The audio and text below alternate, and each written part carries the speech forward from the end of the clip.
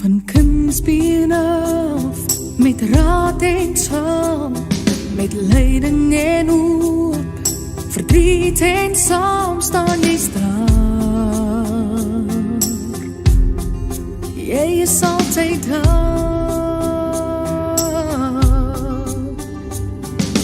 Dit wat ons doen, ons liefdes, ons vreugdes, ons plekke, ons thuisdes, tot daar waar ons reis, jy is daar. Afrikaans is ons wese. Dis die taal waarin ons groet, die taal is in ons bloed, is Afrikaans, vir ons mense. Hier ek stuur vir jou 'n sein, met 'n boodskap daarby, en waar jy is, sal jy dit kry, in Afrikaans vir ons mense. Al verander straatname, al word helde laat val, ons is dit, stuur ons arm, ons kultuur, ons verhaal, dit sal altyd bestaan. Afrikaans is ons wese.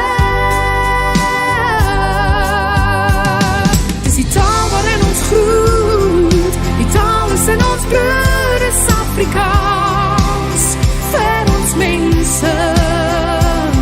En ek stuur vir jou 'n sein, met 'n boodskap daarby, en waar jy is, sal jy dit kry, in Afrikaans vir ons mense. Ons is daarmee gebore, die taal waarvoor ons staan, dit vloei deur ons are, ons kinders praat het saam, dit sal altyd bestaan. Afrikaans is ons wese. Dis die taal waarin ons groet, die taal is in ons bloed, is Afrikaans, vir ons mense. En ek stuur vir jou 'n sein, met 'n boodskap daarby, en waar jy is. Dis die taal waarin ons groet, die taal is in ons bloed, is Afrikaans, vir ons mense. En ek stuur vir jou 'n sein, met 'n boodskap daarby, en waar jy is, sal jy dit kry, in Afrikaans vir ons mense. Afrikaans vir ons mense. Afrikaans vir my mense. Afrikaans vir ons mense.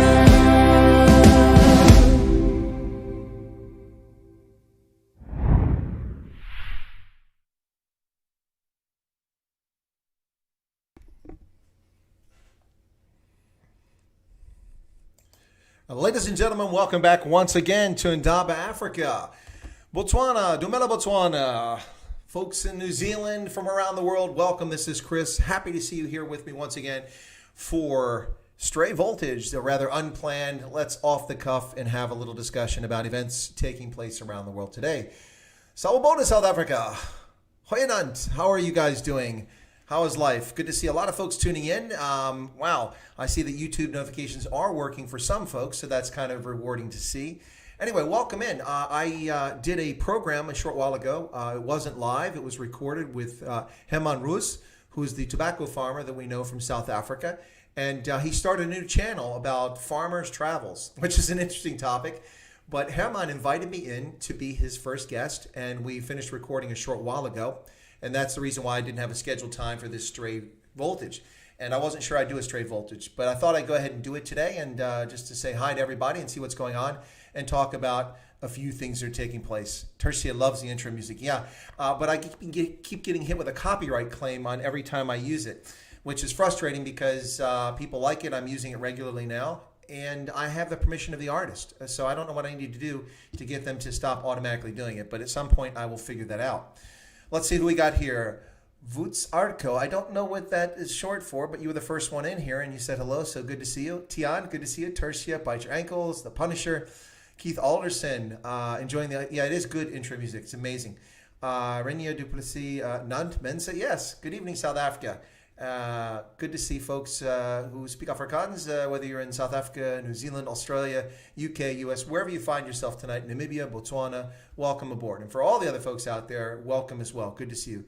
Grant is the first one to like it. Well, thank you, Grant. Well, they're falling down on the job then, aren't they? Please smash that like button if you're enjoying it. The music alone ought to be enough to get a like out of it, whether I give you any good information or not. Chaco Gamer says, good evening, Chris. Hope you're well. Actually, I am well, folks. I hope that some of you may have missed yesterday. I've created a new studio look around me here. You see the world map behind me, which yesterday in the live stream, somebody pointed out, they said, where's New Zealand? And so I started to point out where New Zealand was on the map, only to realize that the black paint in the corner there has covered up New Zealand. So it's missing. And then someone kindly pointed out that, no, this is a COVID-19 map, and since New Zealand is COVID-free, it's not on the map. I actually thought that was hilarious. Thank you for that. Ryan Henry, good to see you here. Thanks for joining us tonight. Right. Okay. So, ladies and gentlemen, I did a video earlier today, and for some reason, the rugby videos aren't getting as much attention as anytime I whinge about Cyril Ramaphosa and the African National Congress. Given that it's such a larger percentage of my viewers now are coming from South Africa or are South Africans living abroad, I could certainly understand why. But if you're South African and you don't like rugby, come on, watch that video. Anyway, but seriously, I wanted to point out something just so we can talk about this today. And that is that Cecil Africa has announced a couple days ago his retirement from international sevens rugby. The famed Blitzbok player, number 10 for the Blitzbokke, and he has left with the highest number of points in the HSBC 7 series ever for a South African. With 1,462 points, he retires after 66 tournaments, 355, let me just check, 65. Yeah, 345. 345 games and 1,462 points. Truly amazing. That ranks him 7th all-time for points for the 7 series. And he's just behind Madison Hughes, the USA Eagle, who comes in with 1,510 points just ahead of him. So Madison Hughes has an opportunity to continue climbing that list, although there are a number of other active players like Hirayama from Canada and Dan Norton from England that are still on there actively playing. So Madison Hughes can go up, but a few folks he's going to have to work harder to pass. But Cecil Africa's retirement has happened now, and because his contract was running out in July. This is unfortunate because he had expected to compete in Tokyo for the Olympic gold medal with the Blitzbokke. But of course, we famously know that the 2020 Tokyo Olympics have been postponed to 2021, and that kind of put a monkey wrench in it. Cecil Africa is 32 years old, which is really a grandfather in the sport of sevens. It's quite amazing that he was still playing. And if you watched him in Vancouver, he was still up to speed. And at Los Angeles, he was still had his act together. Cecil Africa is still quite a talented player. He is not retiring from rugby. He's making himself available for 15s if any of the province teams want to sign him. He'd like to play for them for a couple of years. So that should be challenging. He's about 5 feet 9 inches tall, weighs 143 pounds soaking wet. So that's pretty impressive for a guy like that to play 15s. But he is relying on his speed to get away from the big locks and getting tackled by the folks in the middle there. But anyway, yeah, so Cecil Africa has announced his retirement. Unfortunate to see him go out without a chance to get that Olympic gold, which I think the Blitzbokke probably could have won this time around. But who knows? Olympics, anything can happen. Anyway, so yeah, I just wanted to make sure that people aware of that. It was in the news. It was mentioned in the stream here 2 days ago, and I promised to do a video, so I've done the video on it. And yeah, disappointing to see him go. But we can't stay forever. And at 32, he goes out on a good note, and he's done quite well. Quite impressive. Actually, I didn't realize he was still the top point scorer for South Africa. I think that's in part because Seabatla Senatla doesn't do the conversions, and also Seabatla has been playing 15s quite a bit and not so much down with the 7 squad. So that's probably why. But some nice tributes to him, one of which I have here. I'll put up. This is a tweet from Brian Habana talking about Cecil Africa. A legend in every sense of the word. Inspiring, passionate, professional, and a role model to all. Yeah, absolutely. Nice words there, Brian Habana. Really interesting, great player. Lots of fun to watch. I always liked him. Really cool name, too. Cecil Africa. That's kind of cool. But yeah, he was quite the Blitzbokke, and he's done a great job. So he's not exactly retiring from life. Like I said, he's offered his services for 15s if any team wants to sign him. But beyond that, he also says he's interested in coaching. And he has a coffee company. Who doesn't have a coffee company these days, ladies and gentlemen, or at least a coffee brand? But I didn't know this, but he has a coffee company called 18, and you're probably wondering, 18, what's that for? Well, it's a venture with his friends, Kyle Brown and Philip Snyman, and the three of them have combined to form 18 because that was the number on the back of their jerseys. Snyman wore number 2, Kyle Brown wore number 6, and Cecil Africa wore number 10. Add them up, and you get 18. Clever, isn't it? Anyway, that's what happened there. So, yeah, absolutely. Let's see what we got over here in the comments. Kyle, hey, good to see you, Kyle, there. It is well. I'm doing fine, thank you. Hi, guys. I've been outside since this morning knocking some alcohol. Okay, HBM, Mary. Go easy on the alcohol, man. Good evening from our illegal inter-town trip.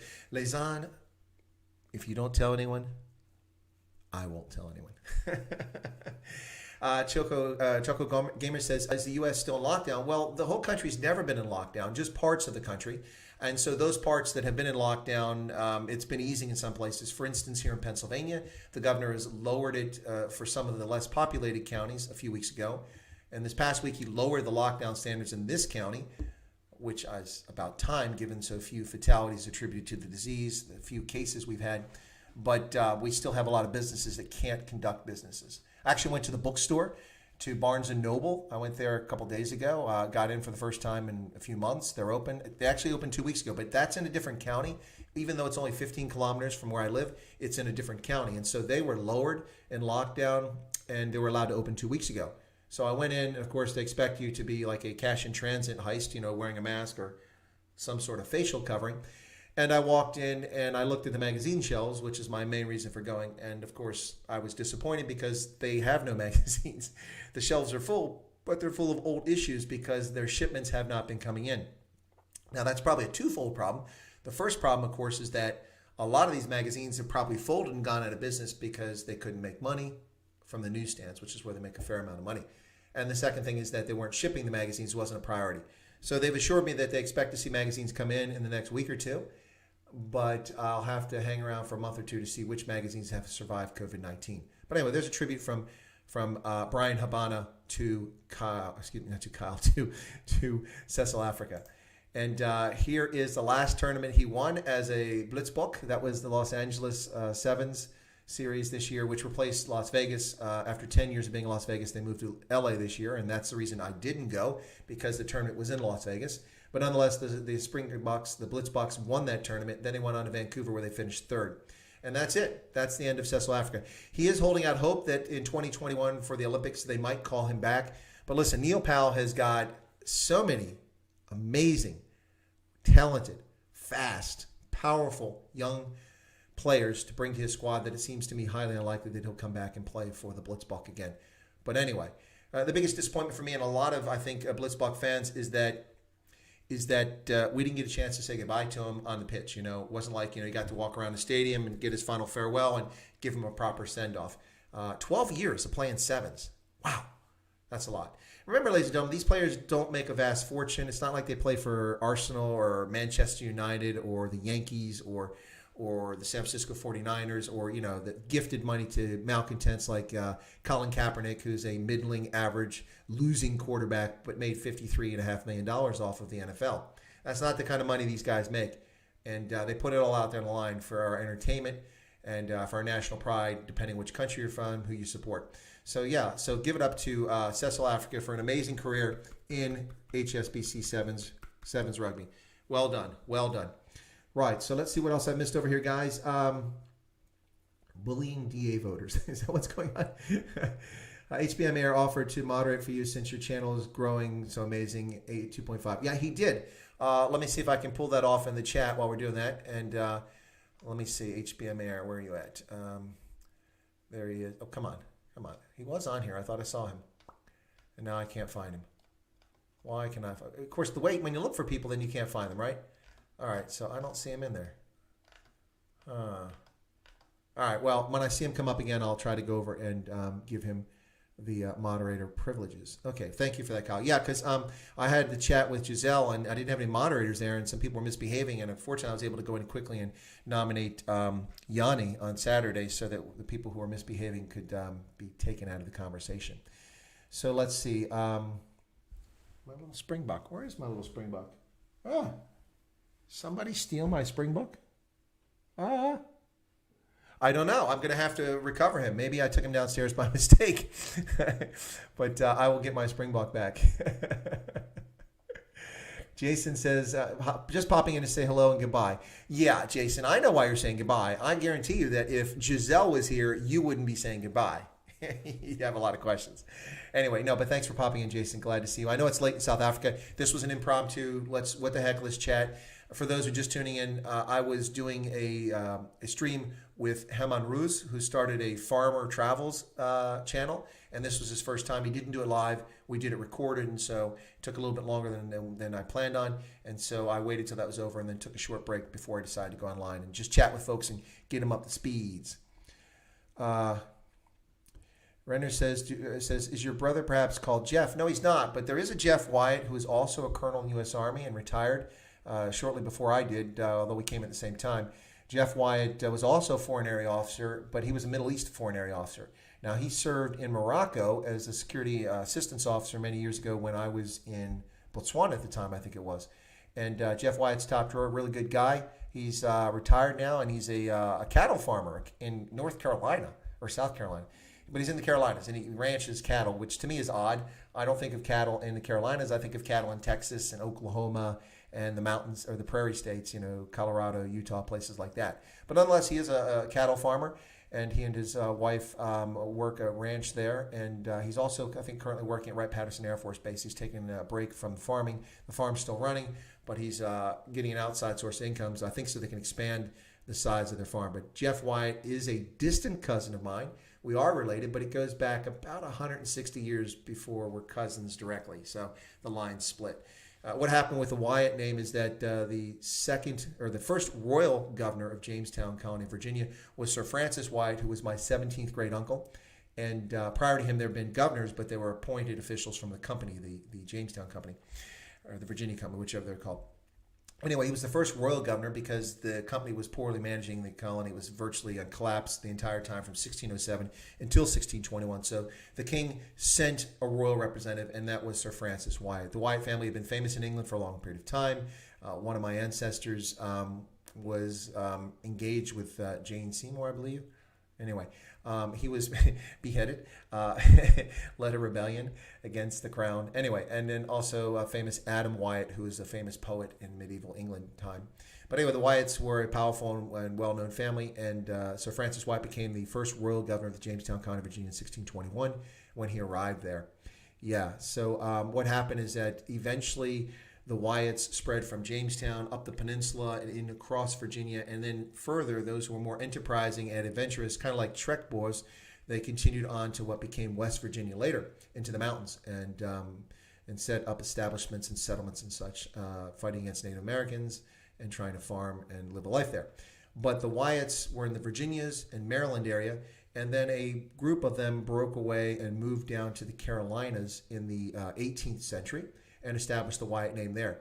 In the 19th century, Wyatts moved to Texas and participated out there, and there's a large grouping of them in Texas. And then in the 20th century, another group of Wyatts moved to California. And so as a consequence, big concentrations of the surname Wyatt are in Virginia, Maryland, West Virginia, the Carolinas, Texas, California. And of course, it's all over the country, but that's the main concentration. It's about 90,000 people with the surname Wyatt located in North America. About 75,000 of them are white, whatever white may be, and about 15,000 are black or mixed race. So anyway, that's a little bit about Wyatt, so that helps you out a little bit. Okay, so let me get back over here. Jeff Daniels now. So what did I miss? Cecil be missed. Yeah, he was. Thank you, Nostalgic. Bainar. Okay, is that nearby? Daneben? Is that what Bainar means? Yeah, he is a great sevens player. He's a lot of fun, and he was never a difficult guy to listen to. Quentin says, "Evening, hope all is well. Do you guys have any food and meat shortages?" Actually, Quentin, yeah, this is something I talked about. I made videos, talked about this repeatedly. My concerns when lockdown started is that we would see a shortage of things in the supply system, the supply chain. And I'm not just talking about food, but I'm also talking about spare parts for laptops, replacement parts for headphones, speakers, car parts, things like that, as industrial production was shut down in much of the world for an extended period of time, but also food production. And that's a serious problem. Here, I've noticed in my time over the 3 months of the lockdown taking place that there was a run on, of course, toilet paper and paper towels. I still don't know why people did that. And there's still shortages of that in some stores. But early on in the big box stores like Costco and Sam's Club and BJ's, there was a shortage of frozen foods and frozen goods because people went there, grabbed everything they could, and filled their freezers at home and cleaned the stores out. And then those who missed out, the next time the first shipment came in, they cleaned the shelves off. And as less of it was available because the supply chain was drying up, eventually there was nothing in the stores when it came to frozen foods for a long period of time. We still had a fair amount of fresh food, but frozen foods just disappeared from the face of the earth. And for instance, I was in Giant, which is kind of like Pick and Pay or Checkers, a grocery store like A&P if you live in the States, or Safeway. Giant's a local one. It's owned by I think it's a Dutch company, Royal Ahold. But they were almost out of canned goods. No Del Monte, peas, corn, carrots, things like that, all cleaned out. So there have been disruptions in the food supply chain, and that's problematic because, as many of you know, you don't simply go, "Whoop, I want vegetables." This isn't I Dream of Jeannie. We don't just magically make food appear. You actually got to go dig up the soil, plant the seed, fertilize it, till it, weed it, take care of it, harvest it, vertically integrate it into the food supply chain, and ship it all over the place. And so, yeah, it takes time for those things to happen. So, yeah, we are seeing some supply chain disruptions when it comes to food. Nothing that people are starving, but it is a concern. Rick Grant always has a meat shortage. Melt Murray, Chris, what happened to Little Springbok? Yeah, sorry, you already answered that question. I think he went up downstairs. I only have 3 mods. I do think 3 mods is correct. Oh, there's HBM Air. Okay, good. Let me go ahead and make you a mod. Okay, add moderator. HBM Air, you are now a moderator. Yay, congratulations. All right, now you can all tease HBM Air about being a prefect and, as if you're back in school. The Dakotas do look like the Free State, Konrad Jacobs. In fact, they do. Absolutely. Barren, dry, but beautiful vistas and endless prairies, that sort of thing. And then off in the distance, mountains in the far distance. In the case of the Dakotas, in the very far west of the state, you start finding mountains. Yeah, absolutely. Oops, gosh, bless it, got ahead of me again here. So what do we got here? Scott's Irish. Croy, I missed something. Hey, Croy, good to see you again. I don't think I've seen you for a while. Where is Yanni? I haven't seen Yanni for like 48 hours, or at least 24, on any stream. So what's going on? Where is Yanni? All right. Let me see. Have you ever really enjoyed rugby? It seems like a waste of time. At least it's not cricket. Rugby, Dagger Boy, is not a waste of time. Rugby is like amongst the best organized sports on the planet. It's inclusive. Anybody can play it. You just need a ball. You don't even need the post. You can play without them. No special equipment. And people say the same thing about soccer. Yeah, but soccer games end 0-0. They're boring. And anytime somebody touches you, oh, yellow card, he touched me. Soccer has its moments, the beautiful game as they call it, which I think is a misleading term. I think they do that for marketing just to sucker people into watching it. But rugby is a really good game. And there's all kinds of versions of rugby. There's beach rugby, there's 7s, there's 15s, now there's 9s, there's all kinds of things.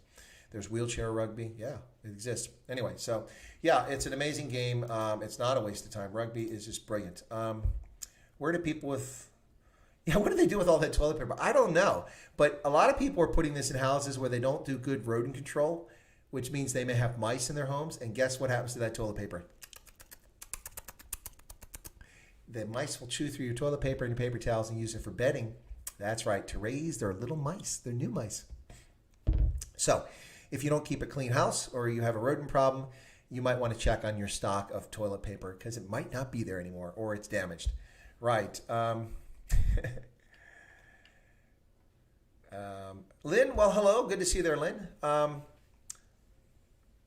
Yeah, HBM Air says, look at the channel, not much work in here. All the people are great. Yeah, that is true, ladies and gentlemen. So far, most of the people who've tuned in here have been fantastic. I've had a few people tune in just to be a troll, and fine if you want to be a troll, but not when you become abusive in the chat. I don't appreciate that, and hence the reason for the moderators.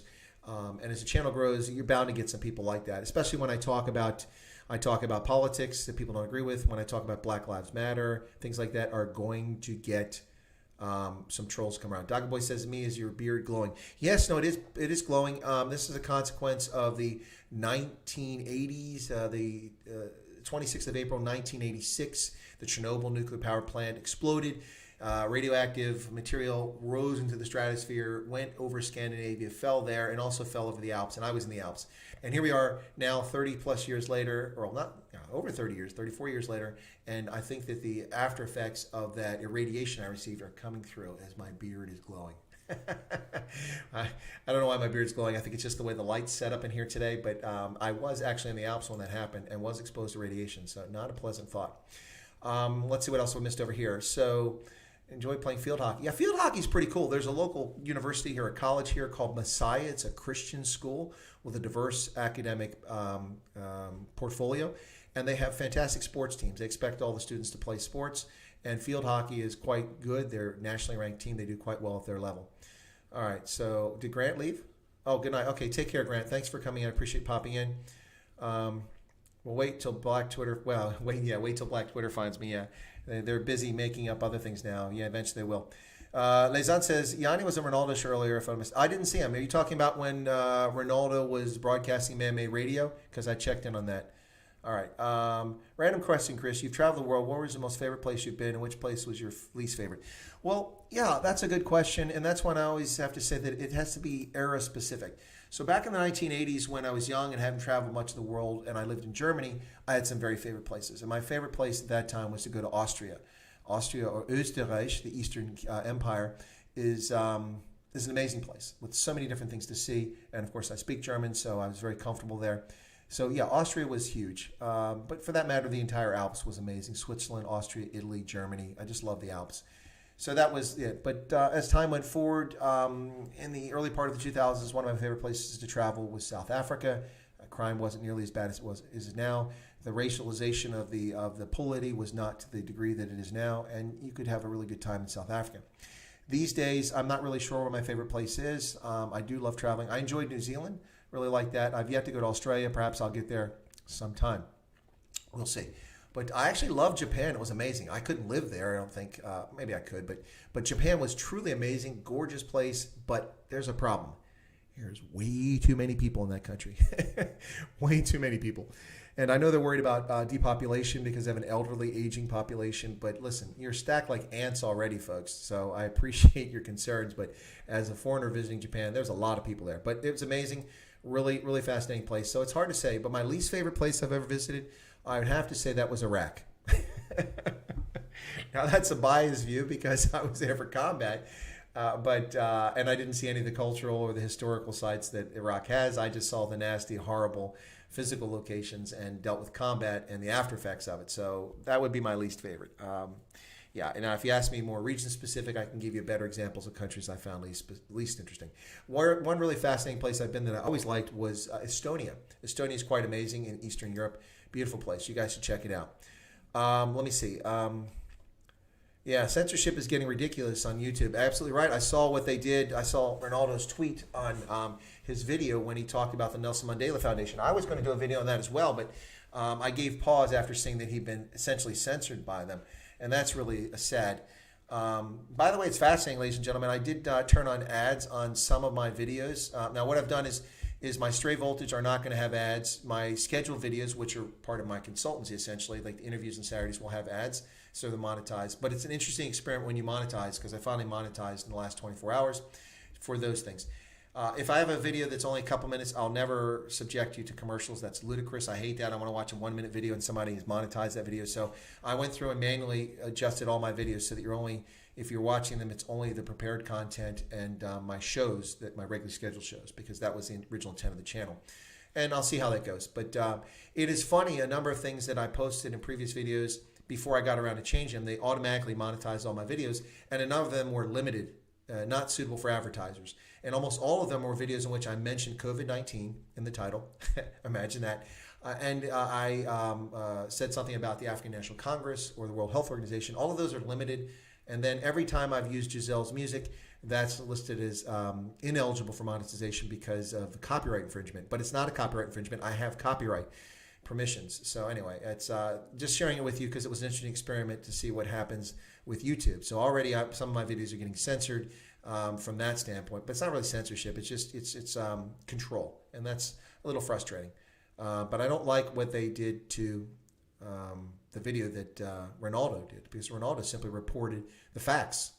He wasn't racist. He didn't say anything wrong, and that's not a narrative that YouTube and Google, the Alphabet company, want people to hear, which is a shame. So essentially, it becomes censorship.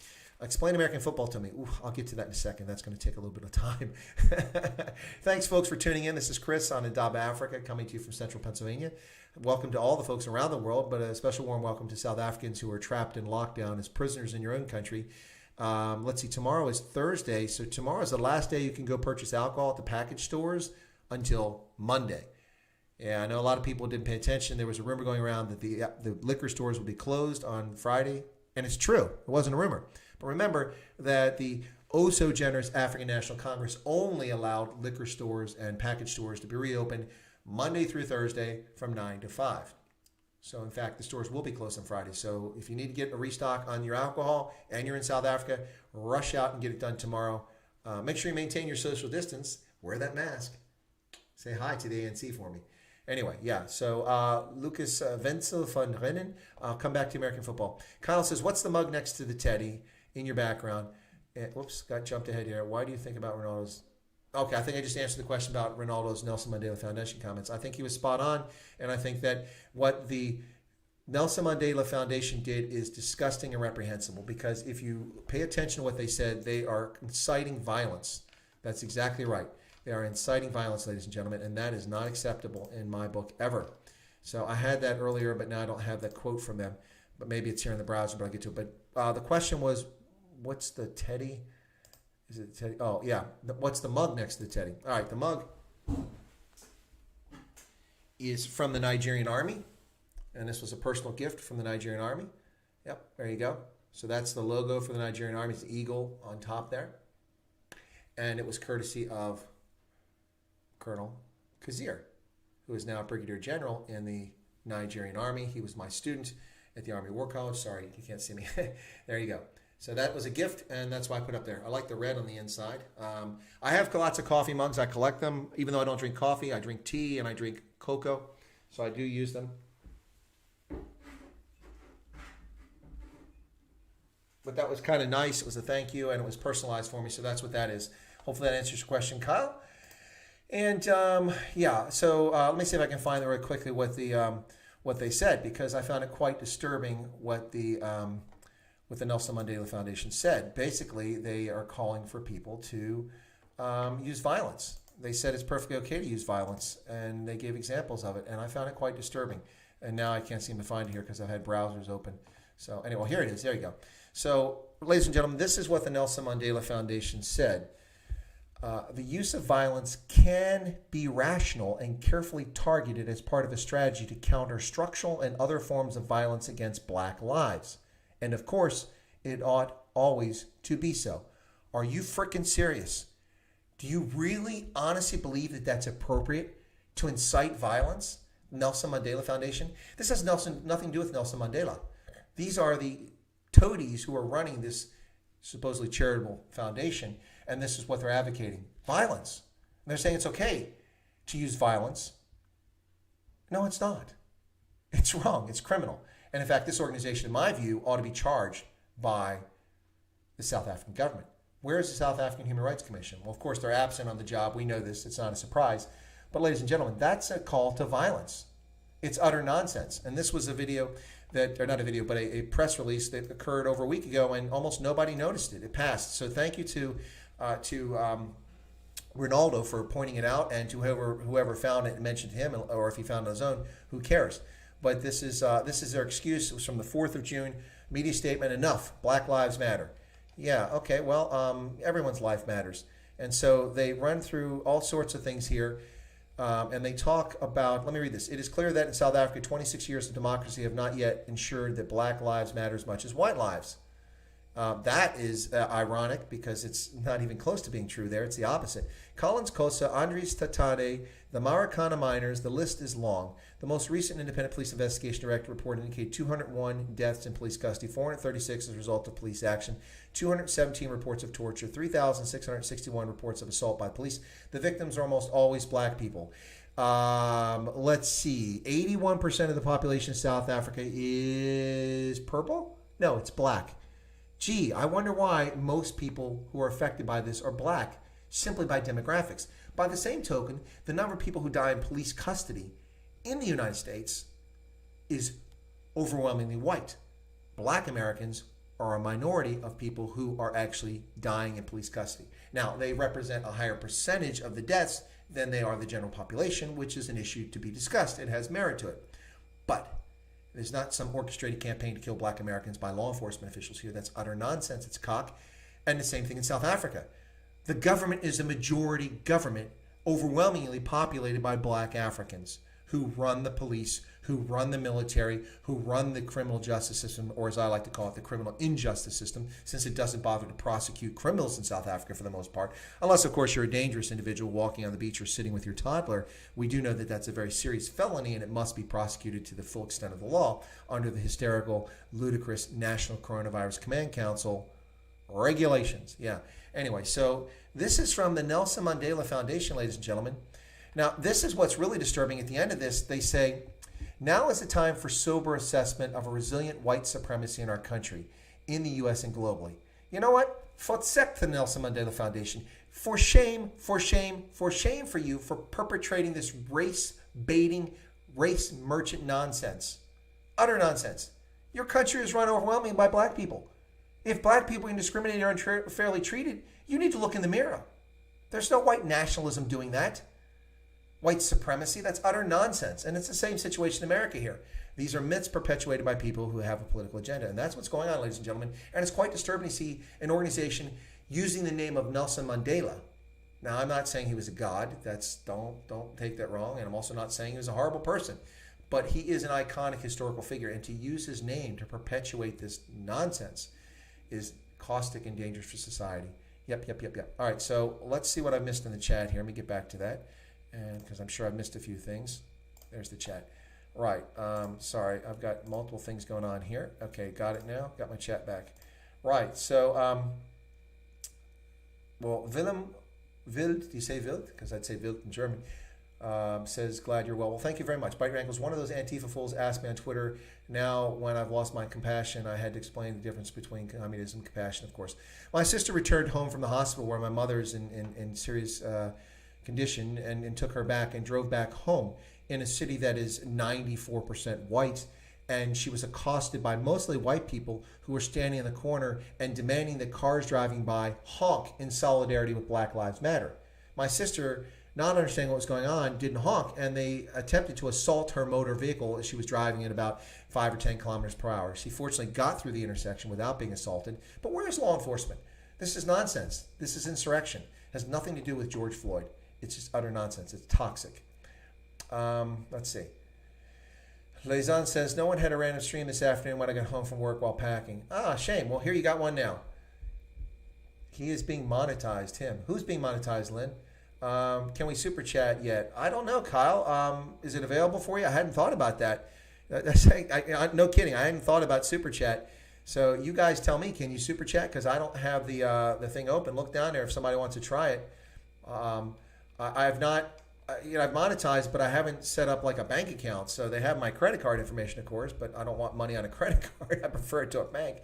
So I don't know about super chat. I'll have to check into that. Thanks, Kyle, for asking that question. I completely forgot about it. Dogga Boy says, I'm thinking moving to Antarctica, put up a house in a bunker, maybe a greenhouse, buy an online Russian wife, and live there until World War III is over. You know, Dogga Boy, that might actually be a good idea. But the problem with that, of course, is that the Antarctic is governed by international treaty, and different countries have different zones of responsibility. And so there isn't a square inch of Antarctica that hasn't been claimed by New Zealand, Russia, the United States, Australia, South Africa, I think even has a claim, if I'm not mistaken. I could be wrong about that. But anyway, so you're going to have to reside in somebody's neighborhood. So you can't quite escape governance because someone will be responsible for wherever you live in Antarctica. But I get your passion, and I appreciate your thought. It is an idea, to say the least. Nostalgic Binar says, hi, Chris, enjoy your videos. Do you think the U.S. is headed for civil war or cooler heads prevail? First off, if I could show you the camera and pan it out here in my neighborhood, you would see that what you're seeing is media-fueled hysteria. Yes, a large number of U.S. major metropolitan cities are under siege in the inner cities because the police have pulled back. Governors have failed their responsibility to mobilize the National Guard because their responsibility is civil order. That's right. That's one of the rules of the National Guard. I was a National Guardsman. I was trained in the use of force and trained in the use of batons and shields and riot control. That's what the Guard does when governors activate them. But we've seen a failure of governors in this country and mayors in places like New York, Detroit, Chicago, Minneapolis, Los Angeles to do their job. And as a consequence, we see chaos on the streets.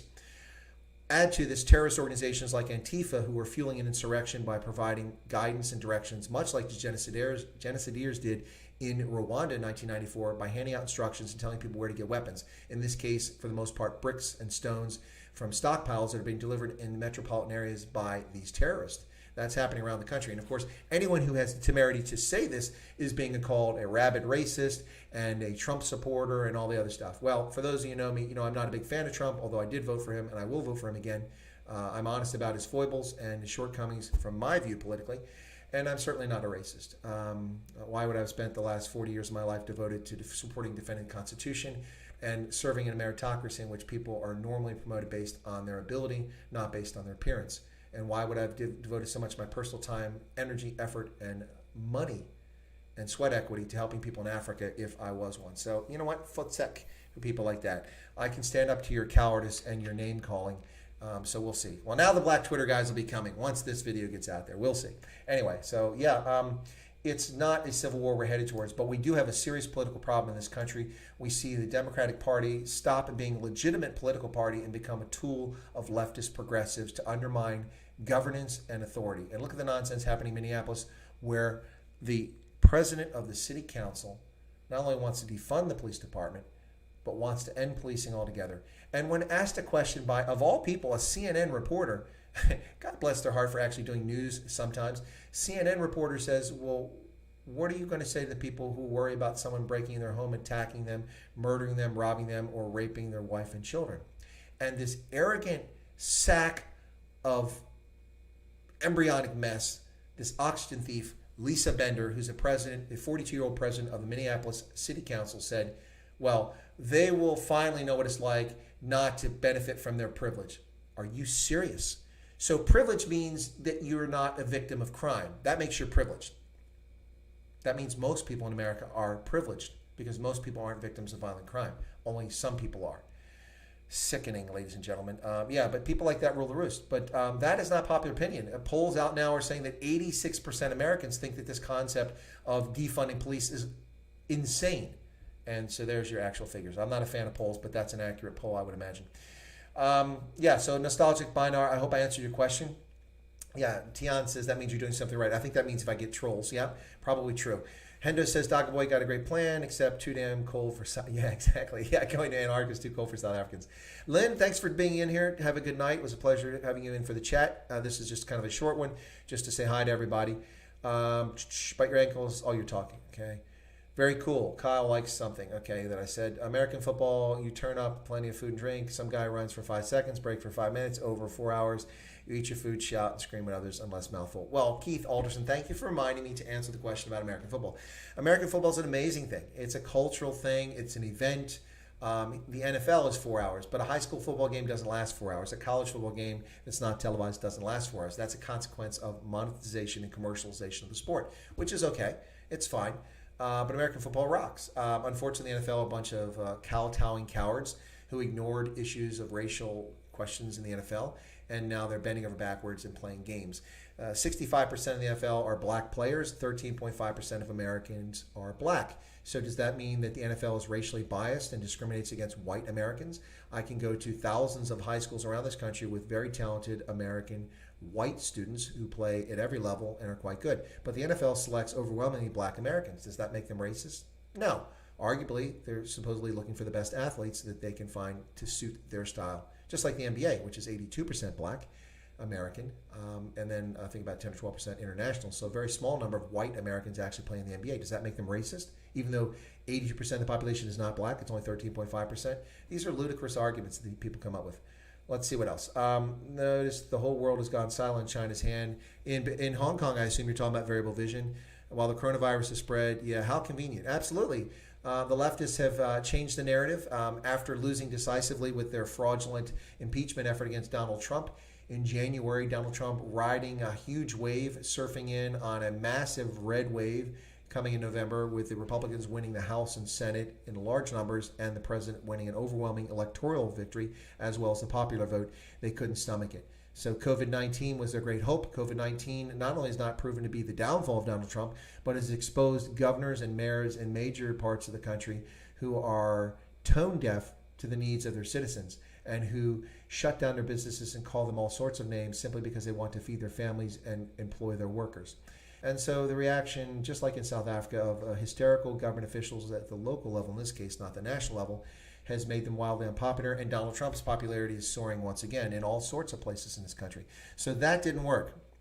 So a police officer who actually knew the person who he killed, so wait till we find out more about that. He actually knew the person, supposedly worked in a bar together as bouncers, but he knew the person. 4 police officers are there, and this guy puts his knee on the guy's neck for 8 minutes, and he winds up dying. We get conflicting autopsy reports. We have legitimate protests, which break lockdown rules, but they're legitimate protests. And that quickly morphs into the left, progressive left, taking advantage of this and using their network in perhaps the greatest intelligence failure in the U.S. since the December 7th attack by the Japanese forces on Pearl Harbor in 1941. You know, not 9/11, because 9/11, people knew about it. It's just that the government didn't take action. When I say they knew about it, they knew parts of it and never connected the dots because the government intentionally prevented that intelligence picture from being formed for a number of reasons. But this will be the single greatest intelligence failure in the United States since the Japanese bombed Pearl Harbor. What I mean is that these Antifa terrorists are all over the country. They're executing things, raising funds. They've organized, they've rehearsed, they've practiced. It's funny how they just show up with nightsticks and balaclavas, black clothing, banners pre-made for an event when it's announced just a couple hours prior because they're prepared for chaos, and that's what they're doing. But the Federal Bureau of Investigation, the FBI, the Justice Department have failed miserably to identify these domestic terrorists and prepare us for their insurrection and undermining governance. There's your failure, ladies and gentlemen. We talk about intelligence failures. Nelson Mandela refused to renounce the use of violence. That is correct, variable vision, but that is also a very complex discussion, but it is a true statement. Variable decision. Oh, okay. They just want the white right to strike first. Yeah, Tian, they do, and they want Trump to overreact. Look at the disgusting, vile cartoon that Shapiro made a few days back, in which he insulted Christians, he insulted Trump, he insulted America, and he created an entirely fictional narrative about what's happening in this country that is right out of the playbook of Black Lives Matter and Antifa. So yeah, that's what they want. They want Trump to overreact, and they want. But the problem is that they don't understand how our country works. How can Trump overreact? He can't send the army someplace unless the insurrection law is invoked. And he hasn't done that. He doesn't own any police, so he's not responsible for the reactions of those police officers. Unless they commit a federal crime or they do it on federal soil, there's very little that the federal government can do about it. Civil rights violation being one of them. China, it wasn't me. Yeah, it's like Shaggy. It wasn't me, it wasn't me. Yeah, that's what we should do. There you go. The Kifnish should do, or you know, somebody should make a video with Shaggy's music, It Wasn't Me, and COVID-19. That's it. I just came up with this brilliant idea. Maybe I can get the music and lip sync it and do Wasn't Me and put lyrics on the screen to show, you know, China. You know, all these guys, Bart Baker is no longer in the business of making video parodies, and the Key of Awesome isn't doing it. So maybe somebody needs to step up and do it. That is it. Shaggy, It Was Me. COVID-19, Chinese Communist Party. It wasn't me. It wasn't me. That would be awesome. Yes, boycott the Chinese Communist Party. Absolutely expose them. Hashtag Chinese Communist Party must fall. There you go. Yeah, these are things I couldn't say serving folks, but now I can say it. Sean, welcome. Good to see you there. Only jumps to action when it suits them, a bit like the World Health Organization. The big money calls the shots. Hit the like button. Thank you, Hendo. You're very good about that. Hendo, would you like to be a moderator? You've been a very helpful person in the stream. If you're okay with that, then I'm okay with helping you. You're really pointing things out. Let's see. Lezan says inciting violence, especially when it's racially motivated, is wrong. Of course, it's always wrong to incite violence, and I don't want to hear this. And the system is unjust, so violence is authorized. The system is unjust. The majority government with the most liberal constitution on the planet, the system is unjust. Yeah, the system is unjust because it's implemented unfairly. But who controls that system? The National Party? Nope. White racist? Nope. The African National Congress in South Africa. Who controls the Minneapolis Police Department? The Farm Labor Party, far left party of the city council members like Lisa Bender and of the mayor and the governor from the same party. Leftists, progressives control the Minneapolis Police Department. Not the federal government, not Donald Trump, not some white supremacy group, but the supposedly thoughtful and insightful leftists. They're the ones responsible for the Minneapolis Police Department. The same Minneapolis Police Department where Mohammed Noor murdered an Australian citizen, a 40-year-old Australian citizen. That's right, Justine Damon. Remember that? Yeah, that's right. Murdered by a Minneapolis police officer. Did the country riot when a foreign national, a white foreign national, was murdered by a Muslim Minneapolis police officer? No. No, they did not. Is that an unusual situation? No, it's not. It's a common practice. Maybe not necessarily that a Muslim police officer kills a white citizen or a white foreign tourist here, but it does happen more frequently than any other ethnic group in this country. So yeah, it's interesting said. Kyle said something well said. How many white people are ANC supporters? Does anyone know? I don't know the current figures, but the ANC had broad-based white support, ladies and gentlemen, especially amongst the South African Jewish community, which is not that large, about 50,000 Jews in South Africa. But beyond that, a fair number of white South Africans did support the ANC and did vote for it in elections. But I think that's changing, as it is with black South Africans, coloreds, and Indians. Variable Vision says, sorry about your sister's traumatic experience. Well, me as well. Thank you, Variable Vision, for your thoughts. It's a shame. Only white people that support ANC are pocketing money. That may become increasingly true, but that wasn't always the case. HBM Air. Yep. Statistics shouldn't be compared to national population. Compared national population should be compared to the statistics of convicted criminals. Maybe that would shine a light on the situation. Good point. And this says, check out the super chat for the channel. Is it there? Part of the South Africa is part of the Antarctic Treaty. Thank you very much. I was pretty sure of that, but I didn't want to state for a fact. That's where we test our nukes. No, you tested your nukes in the South Atlantic, didn't you? Choco Gamer says the biggest problem here in South Africa is cultural differences, and then whites choose to live separately, preserve their culture. It's a big problem. Yeah, I not to disagree, Choco Gamer, but I don't think the problem is cultural differences in South Africa. I think the problem is that people using cultural differences to advance their political narrative.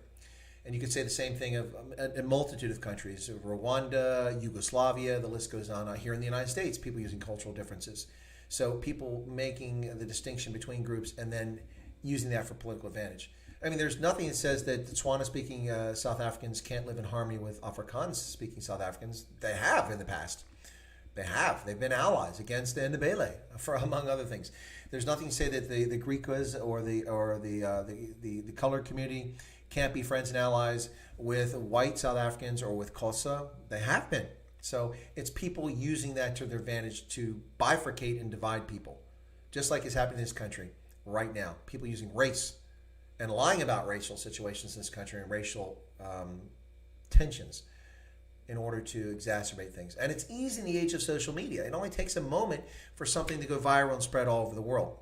Anyway, so yeah, true. Hendo, I don't know about the super chat. You guys tell me. I haven't seen any super chats come up. If they do, but I'm not asking for any super chats. I'm just saying I don't know if it's working. I didn't even think about it.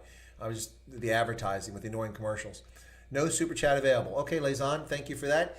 That's on me. I'll look and see how that works because I know some people like the super chat. If nothing else, it makes sure that I'll address your point in question. But yeah, I'll look at turning that on. I don't know why it's not there. I guess it's not an automatic thing, so I'll check into it. You only see white people trying to invade. You don't see white people. Well, white people did invade the Zulu Kingdom, Choco Gamer, but they did so, and they negotiated a treaty, and then, of course, Dingane reneged on the treaty, and he murdered Pete Retief, his son, and his entire party. And then they sent Zulu impis to murder about 1,000 Voortrekkers who were living to the west of that, just in front of the Drakensberg, resting, waiting for the treaty to be negotiated. So that wasn't an invasion. But the Zulu saw it differently. Anyway, so yeah, no, but I get your point. It's a valid point. Bite Rankin says, an attendant at the fuel station today told me he's going to move to Nkandla until his tax. I'm guessing the attendant was not a white South African, too. I don't think I've ever met any white South African fuel station attendants. Yeah, chose to preserve their culture and separate from the rest of the country. Who are we talking about? But when Afrikaans people do that, they're racists. Yeah, that's the narrative. Of course, it's not true. Look at Oranje, not racist. There's actually some colors who live there. Please tell you to foot sec. Although that says foot suck. Foot sec. Black ice hockey players. Yeah, percentage of black hockey players is less than 5%. It's closer to 2 or 3% in the National Hockey League. Yet they're Italian bending over backwards to talk about eliminating racism in the National Hockey League. Anyway, most of the black hockey players you see in the National Hockey League are actually mixed race Canadians. Very few straight on black players. The Subban family being an exception of that. What's the opinion in the U.S. in the U.S. on Lana Marks? Do people there approve? Rainier, I don't think anybody in America other than me and a few people in the State Department have even ever heard of Lana Marks being the ambassador to South Africa. That's the bottom line. She doesn't, unless you're in a connected scene and willing to spend $15,000 on a ludicrously priced handbag, you wouldn't have known who she was. Absolutely the case. So, yeah, she's. So, ladies and gentlemen, coming up 56 minutes, I'm going to go ahead and announce now what I'm going to do is I'm going to stay for an hour and 30 minutes. So, for those who want to stay, but if you need to take off at the top of the hour, it's 11 o'clock in South Africa and in Botswana right now, 10 o'clock in Namibia, London, and Abuja. So, if you have to take off, that's fine. I understand it. Some people are actually back to work now under the lockdown. But I'm going to stay for another 30 minutes for folks who would like to hang around and stay in the chat. So if you guys are okay with that, just let me know. If you want me to foot sec, tell me to hit the road. I'll do that because I'm fine hitting the road because it's been a long day. And I already did a program earlier with, as I said, with Herman Roos. Anyway, but I'll keep going for another 33 minutes and 14 seconds. Yeah, so Lezan says, unbelievable, Mike. One colleague said today that she's not stressed about the ANC using government workers' pensions to bail out Eskom because Ramaphosa will look after his people. Seriously. Oh, my God. Really? So if Ramaphosa is looking after his people. Okay, so who are his people? The last time I checked, Ramaphosa was not the president of the Xhosa or the Zulu, the Venda, the Afrikaners, the Coloreds, the Griquas. Yeah, I know they're colors too, but I distinguish them. The Tswana, the Batsutu people. He's president of all 56, 58, 60 million South Africans, plus the 5 million foreign nationals living in South Africa. A fair percentage of them there illegally, by the way. But yeah, so who are his people? It's quite disgusting to watch Cyril Ramaphosa talk about his people, and he's only talking about black South Africans when he's just from one ethnic group, not from all of them. Anyway, yeah, his people. And if he's looking after his people, let me ask this question. Why are they hungry? Why is there rampant crime, violent crime in Alexandria, in the Cape Flats, still in parts of Soweto? Why is a wealth disparity between his connected elite cadres and their hundreds of millions and billions of dollars they've stolen from legitimate businesses in South Africa and from the tax base? Why does that nouveau riche of elite blacks exist, yet the vast majority of black South Africans live in abject poverty? Oh, it's apartheid. That's right. That's right. Oh, and Jan van Riebeck. In 1652, Jan van Riebeck landed in the Western Cape. And, of course, that's the reason today why there's no flush toilets in most of the schools in the Eastern Cape, even though it's nowhere near the Western Cape and it's 360 years ago. Jan van Riebeck. Yeah. Okay. Thank you, Mr. Ramaphosa. You've been a wonderful guest. We're going to give you some parting gifts, like, this little sambok. And we thank you for your time. Please move on, sir. Right. Yeah, looking after his people. Really? Not looking after people while he sits in opulence and wealth. And, of course, the irony here is that people like Tokyo Sexwale's biracial children qualify for BEE. Think about that. His wife, who was an Afrikaans-speaking attorney and defended him when he was being charged with crimes, Tokyo Sexwale married a white woman and has mixed-race children. Those children are entitled to a dispensation under black economic empowerment. They can found companies and get advantages because they're black. Only they're not black. They're mixed race. And their mother's Afrikaans speaking. But they will get privilege because of the skin color. Yeah, and this is a sickening system that the ANC has implemented and instigated, especially for the last 15 years. I know it goes back to 94, but in the last 15 years it's become really bad. Didn't Roosevelt know about Pearl Harbor at least 48 hours prior and chose to get us into World War II? That's a story, and that's a conspiracy theory. I don't have evidence that he did. I do know that we did have advance warning of about an hour or so before the Japanese actually attacked Pearl Harbor, because the aircraft were spotted over the Northern Islands by a radar station, but the communications were not in effect, and the lieutenant responsible for it was unable to pass on the message, and that did cause some problems. But if we'd had that hour of warning, then it's likely that some of the ships, the battleships would have gotten put to sea, even though it was a Sunday morning, and aircraft would have been scrambled, and it wouldn't have been nearly as bad. But we would have still been at war. The Japanese wanted a war with the U.S. They wanted to knock us out of the war because they wanted free reign in Southeast Asia to raid Indonesia, Singapore, and even go as far as Australia to procure minerals and oil and things like that they needed for their war machine and for their economy. So there was always, plus the bottom line is the U.S. had imposed an embargo on Japan to stop shipping oil and coal to Japan, which was devastating to Japan's economy and to its war machine. Remember that Japan had been in China since the early 1930s fighting a war. First they captured Manchuria, they invaded Manchuria, and then they invaded China proper. And so they've been fighting a long and particularly brutal war there. And it wasn't like it was a secret to Americans. We were in Nanking. We know about the rape of Nanking. Our diplomats were there trying to shield people, along with the German robber who did a fantastic job protecting people and saving some lives. But yeah, we knew what the Japanese were up to. And it was just a matter of time. So one can make the argument that Roosevelt neglected preparing us adequately for World War II. But that's what you're talking about is conspiracy theory. No one should follow a leader absolutely blindly. Yeah, right. And I call out, for instance, Donald Trump for all his shortcomings. Where's my wall? Steven Crowder would be perfect to do that China, it wasn't me parody. Yeah, I might do that. This is my idea, man. I'm loving that. In fact, I'm going to make a note of it right now. Shaggy, it wasn't me. COVID-19. Of course, I have no artistic talent, so that'll probably go over very poorly. Bite Your Ass says, I love Unatha Kwaza. We tippy-toe around to prevent being called racist, and she just tells them off. Yeah, well, on this side, we have Candace Owens, who does the same thing. We have Brandon Tatum, who's a former law enforcement officer who's black, who tells them the same sort of thing. We have the two twins, these two black guys that just are hilarious. We've got Diamond and Silk. We've got lots of black Americans who know that they're just hot full of this nonsense because that's what it is, utter nonsense and cock. Yes, people are mistreated by law enforcement. Does it happen because of race? Of course it happens because of race at times. It happens because you're white and you're abused by black police officers. It happens because you're black and you're abused by white and or black police officers. It would be naive to claim that it never happens. It happens the world over. But that doesn't mean it's systemic. What's your favorite music? Well, MJ, I listen to all kinds of music. I like music in German and Afrikaans. Pop music is probably my favorite. I listen to rap music, not really gangster rap, but more the clean stuff like Sugar Hill Gang, Will Smith. But I will listen to gangster rap on occasion. I like Snotkop. I like Liesl Peters in South Africa. Of course, Giselle, Franny Duplessis, Juanita Duplessis, Kurt Darren, Rika Snell, Bob van Blerk. The list is endless.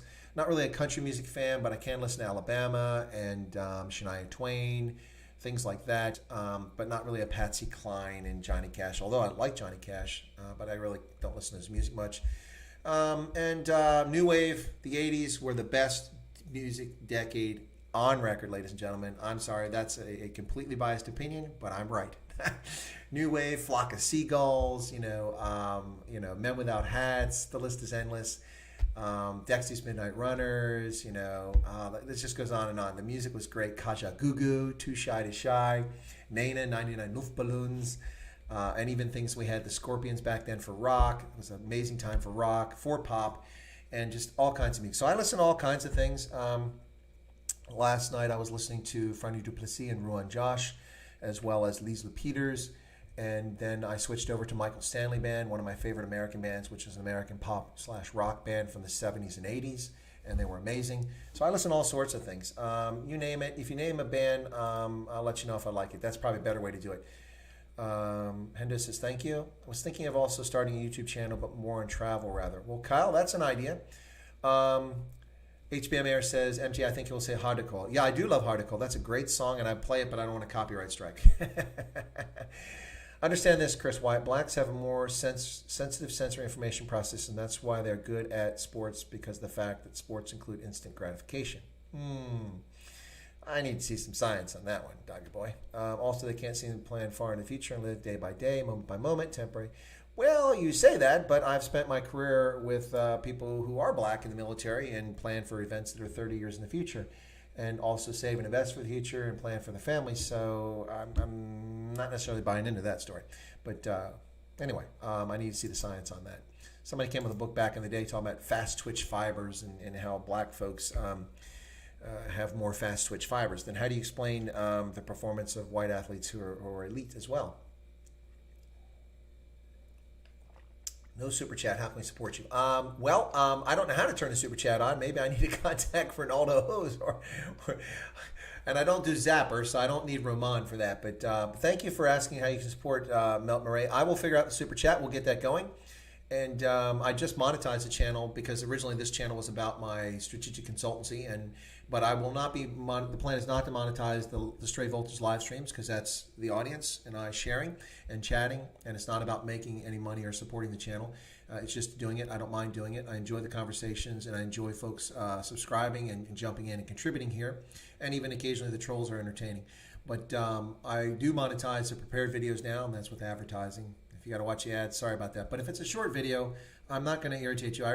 Watching YouTube, I'm incredibly frustrated when I watch somebody's video. It's a minute or two, and I have to watch 2 minutes of commercials. No. All of my videos that are that short, there's no... I went through manually earlier and changed the 100-plus videos I have on here already and changed them. So that most of the live streams like this are not monetized. The exceptions are the scheduled Saturday programs. But I'll work on figuring out the super chat so you guys can support my channel. Thank you so much for asking. That's like the third time somebody's mentioned it on the show today, now that you know that it's monetized. So thank you for that. I'll figure out the super chat, Melt Murray. Hope we get positive news on the feed in case, we'll see what happens there.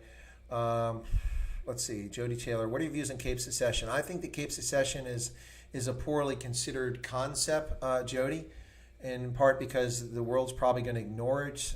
Beyond that, will the ANC allow it? And ultimately, you need to think about other South Africans. What about other colored, Indian, black, and white South Africans in particular who live outside the Cape if you go with secession? How do you think they're going to be treated and what's going to happen to them? It's going to be open season on people like that. I bite your ankles up all night watching my security cameras. I hope that's not your home security cameras because you're worried. Clutching a baseball bat is, yeah, he's probably got a baseball bat. By the way, ladies and gentlemen, I have a police nightstick, which I carry. Because you don't know what's going to happen with crowds forming, and so I know how to use it and not apply deadly force, but to apply effective force. Try walking on that knee after you assault my vehicle. Wilhelm Vinta says, "Damn, your knowledge of South Africa is incredible." Thank you so much for that, Wilhelm. We've only touched the surface things, haven't really talked about some deeper things, but yes. I do know for about, but thank you very much. Choco Gamer says, "Sorry, I didn't mean to bring up cultural difference. I never really think about it, but when it's all in your face all day." No, Choco. No, you can bring up any issue in here as long as it's not, offensive or you're not attacking someone. We can talk about any issue here. I don't mind. That's what the channel's about. If it's out of bounds, I'll say something. No reason to apologize, Choco Gamer. I hope I answered the question well and I didn't treat it dismissively. I don't treat people dismissively, not intentionally anyway. Even usually it's a lighthearted moment. So hopefully I answered your question. Therein lies the problem. You can't even govern a bank full of doorknobs. Charlotte says lockdown rules in South Africa are crazy. I would concur with that, except I would call them insane and ludicrous. Ludicrous. And no, that's not the musician Ludacris. That is the ANC's lockdown, and especially the National Coronavirus Command Council.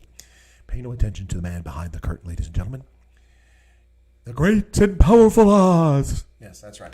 All right, so keep buying illegal. I hope you're not drinking or smoking mercury in those illegal cigarettes. Dogga Boy, you guys, okay. Variable Vision, foreigners have always have trouble with the Sexwally surname. You're doing quite well nonetheless. Okay, so Sexwally is not Sexwally. Okay. Thank you. I didn't know that. What is it? Sexwala? Sexwala? Anyway, that's the way I've always heard it pronounced. I heard on SABC, but that doesn't mean it was correct either. We can make jokes about all this, but beyond sad to see our people suffer. And greed. Thank you, Dan Verkman. All South Africans are suffering as a consequence of malfeasance and malicious governance on the part of the ruling African National Congress. So, ladies and gentlemen, go vote. 3 to 4 million people aren't voting who should be voting. Black, white, Asian colored go to the polls in 2021 and unseat the African National Congress in Cape Town, Nelson Mandela Bay, Johannesburg, and Shwana at a minimum. I don't think you have much of a chance of doing it in Bloemfontein or in Durban, but you can do it in those cities. Unseat them, bounce them on their ear, give an opposition party a majority of the vote, 50.1%, so they don't have to have a coalition to rule, and they can rule a city without the nonsense like we saw in Nelson Mandela Bay, where the EFF, in their racist behavior, had to cut the throat of whiteness and remove Athol Trollip as the mayor, a very effective mayor of Nelson Mandela Bay. So get a majority, and let's be honest, ladies and gentlemen. In most cases, I'm not campaigning for them, but in most cases, we're talking about voting for the Democratic Alliance, unless the ANC is cratering massively in some places. In Cape Town, if you want to vote for the Freedom Front Plus or the UDM or Inkatha Freedom Party, which doesn't really have much of a presence outside of KZN, but if you want to do that, that's not going to harm because the DA is likely going to win a majority there outright. And then you could form a coalition of the willing. And if one party wants the ruling party to do something that's not morally right or legally right or get involved in corruption, then they can tell them the Fotsek, we still have enough to rule. If you want to rule legitimately, you can be part of this, part of the team that helps push the ANC to the sidelines. That's 2021, ladies and gentlemen. That's what you must do in South Africa. 2024 is a whole ball of wax. It's different. It's a long way off. And if things don't change before then, you may not have any country left in 2024. Lezan, no, she said it's the Zulu people in the ANC that eats all the government's money. Ramaphosa will root them out in time. Yeah, literally couldn't argue the ignorance coming from such an educated lady. Yeah, Lezan, it's actually hilarious. There's a lady who's an African who's connected to me on LinkedIn. And she posted something because I made a comment about something. It had to do with this nonsense. But anyway, and she came back. She was polite and she was very respectful to me because I'm a retired colonel. And then I responded and said, but this isn't true. Here's the actual facts of what you're saying. That's why I said this. And then she came back and she threw all this stuff out. The United States and France colluded with in the Central African Republic to prevent the Chinese from enacting the 25-year contract that they signed with Bangui to exploit oil there. And I'm like, huh? And if the U.S. and France sent mercenaries in, excuse me, South Africa sent South African troops in the Central African Republic, and they got their hat handed to them.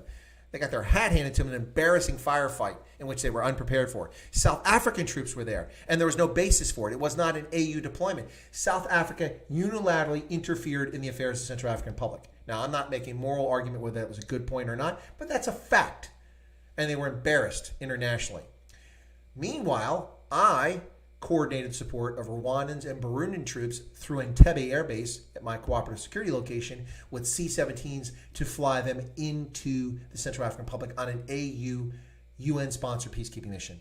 No mercenaries from the U.S., no U.S. troops. I don't know about French. I wasn't in Central African Republic. I can tell you what the U.S. did and didn't do there. But this woman asserts that we had mercenaries there and that we disrupted China.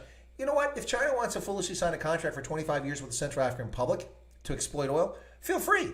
The United States is the world's largest oil producer. We produce 18 million barrels of oil a day before COVID-19.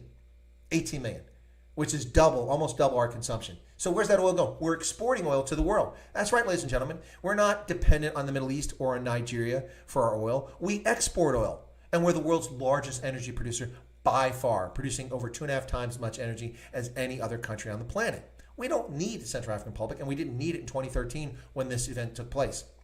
So she says all that, and I respond to it, and she goes on with a bunch of other stuff. She's like, we don't, Africans freed from slavery, they earned their way from slavery. Excuse me, over 500,000 Americans died in a civil war, primarily to end slavery. And I don't want to hear this, it was states' rights, and it wasn't about slavery. It was about slavery. That's right. The abolitionist movement was the Republican Party, and their president, Abraham Lincoln, came to power in part to end slavery. The Civil War gave them a convenient excuse to end slavery in the states in insurrection in the South, which they did. And to say that slaves got their own freedom in America is nonsense. Yes, a large number of escaped slaves and free blacks in the North formed Union regiments and fought in the conflict, but the Army didn't put them in positions very often where they were in direct conflict, direct fighting. There were a few exceptions to that, like the 54th Massachusetts, but by and large, they were used as support units. And white Americans are the ones who died to end slavery. Over 500,000 of them. So get your facts right, lady. That's wrong. And then she says, and we'll be free of you. What does she mean? Of me? I don't own anybody. I don't control anybody. Anyway, so yeah, people with their nonsense. She has a PhD, this person, a PhD, and runs a business. and completely devoid of knowledge of history and of how the world works. It's just very frustrating.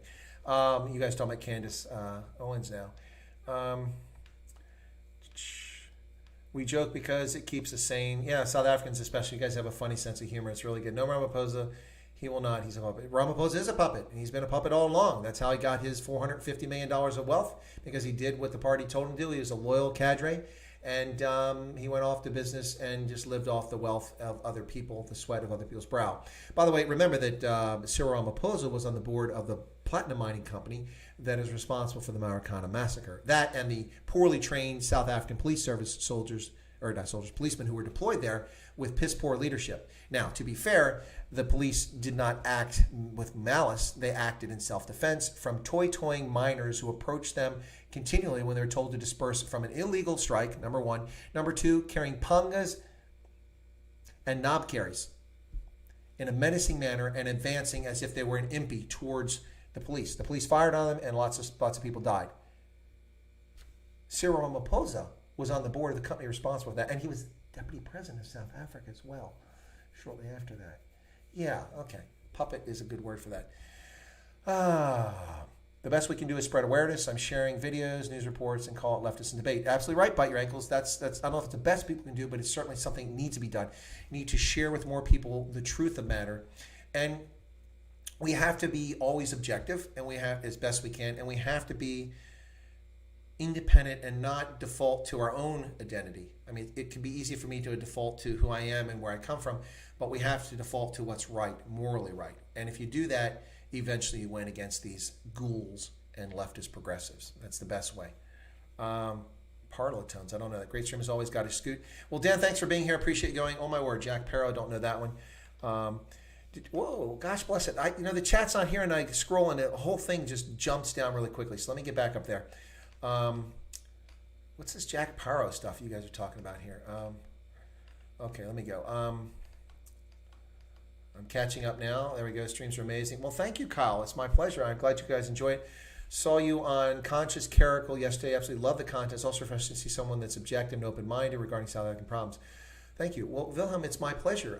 I try to be. By the way, there's a lot of Afrikaans-speaking South Africans who watch this channel now. And I don't think any of you are the ones, but some people may presume this is a channel all about promoting Afrikaans and white minority rights in South Africa. No, it's about South Africa. I have an affinity for folks like that, but I also have a strong affinity for the Tswana speakers in South Africa because I lived in Botswana where they speak Setswana, the same language. And also I'm familiar with the culture, the Seswa, pop, and the lifestyle, and so I have a special affinity for those people too. As well as colors in South Africa. I find colors to be very interesting people by and large in South Africa. And so I just find South Africa amazing. So if I can get more people like that to come into the channel, then I'll make them part of the discussion too. But by and large, YouTube seems to be the domain of primarily white South Africans in South Africa. And there's some reasons for that. But anyway, so just so you guys know that, I'll make sure that's clear. Community is also pretty amazing. Yeah, Kyle, it is. I think there's some really amazing people jump in here. Look, we've gone up to 40. We dropped to 43, but we jumped up to 45 viewers just in the last few minutes. People tuning in. I know it's late, so maybe there's some folks in the U.S. that tuned in. But thank you all for coming in. You're listening to Indaba Africa. This is the Stray Voltage live stream. I'm Chris in Central Pennsylvania, and today we're talking almost exclusively about South Africa. Although I did open the show talking about the U.S. So let me see. HBM Mayor says, good night, and Kyle, need to go to work. Yeah, okay, go earn that money and pay those taxes to the ANC. Quite a few artists who did the black box thing will never support them. Yeah, exactly. I agree, cool name. Okay, Van Peltzen. Let me see what else. YouTube Premium is so much easier. Yeah, if you do the premium, yep. Did you have any fascination with Army vehicles? Not so much, but I've been involved, Kyle, with all kinds of Army vehicles. I've driven armored personnel carriers. I've driven tanks before. That's kind of cool, but I wouldn't want to do it long term. It's just kind of a short-term thing. I've driven 5-ton trucks and all sorts of other things. Never driven an armored personnel carrier because I wasn't an infantry unit, but yeah, I'm not really fascinated, just a way to get around. I was fascinated when I didn't have a vehicle to get from place to place, but as long as I had one, I wasn't too fascinated. Irrational lockdown. Agreed, Hendo. Listen to Jack Parrow. Okay, all right. Jack Parrow. Let me see. And then someone just told me how to pronounce Sex Wally. Jack Parrow. Parrow. Okay, I've written that down. There's a list of things to do. So is it Tokyo Kekswale? Kekswale? Is that correct then? Kekswale Jody? Thank you. Irrational Cigarette Band. Yep. That's neat. I love when people do mix Afrikaans and English. Cigarette, the S. That's good. In Northwest, EFF country. Yeah. Well, it used to be ANC country, but the ANC, the first place they've really lost kind of control of in Northwest. So if you're in Northwest, then who is that? Bite Your Ankles, then you'll appreciate my picture in the background there, which I've pointed out in the past. That is the Mahalisburg right there. You'll appreciate that. So yeah, check it out. I love that photograph. That's kind of been my trademark there in the background. That's on the way to Olifantsnek, the Mahalisburg, and on the opposite side behind it is the exit for the Royal Bafokeng Stadium. Check it out there. Speaking of Tswana speakers, the Bafokeng people. Yep. Yeah, and of course this is on the Bakwena Highway, the toll road, Bakwena, that crocodile highway. That's right. It's Tswana. All right, ladies and gentlemen. Yeah, those tolls are ridiculous, by the way. Let's see what else. Lockdown is frustrating.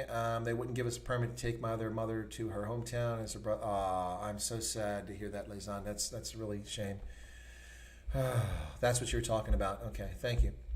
Went to Limpopo. The police just waved me through twice. Ramaphosa's billionaire. He's a Rand billionaire. He's worth $450 million US. That's the most reliable information about his wealth. But I suspect that maybe it's more, but we don't have evidence of it. You haven't provided any... Oh, okay, you guys are arguing again. Okay, teenagers in the 80s rebelled against apartheid, vote against it. Today we hear they want a war against us. Yeah, they didn't win a war.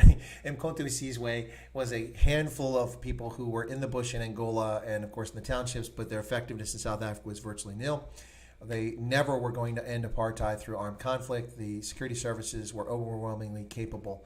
The greatest danger the security services ever came into with a 9-month, 10-month insurrection in 1985 in Soweto and other townships as a consequence of trying to once again to impose Afrikaans as the medium language, and even that was put down. But that wasn't by Mkhonto Sizwe. That was by school kids and some agitators.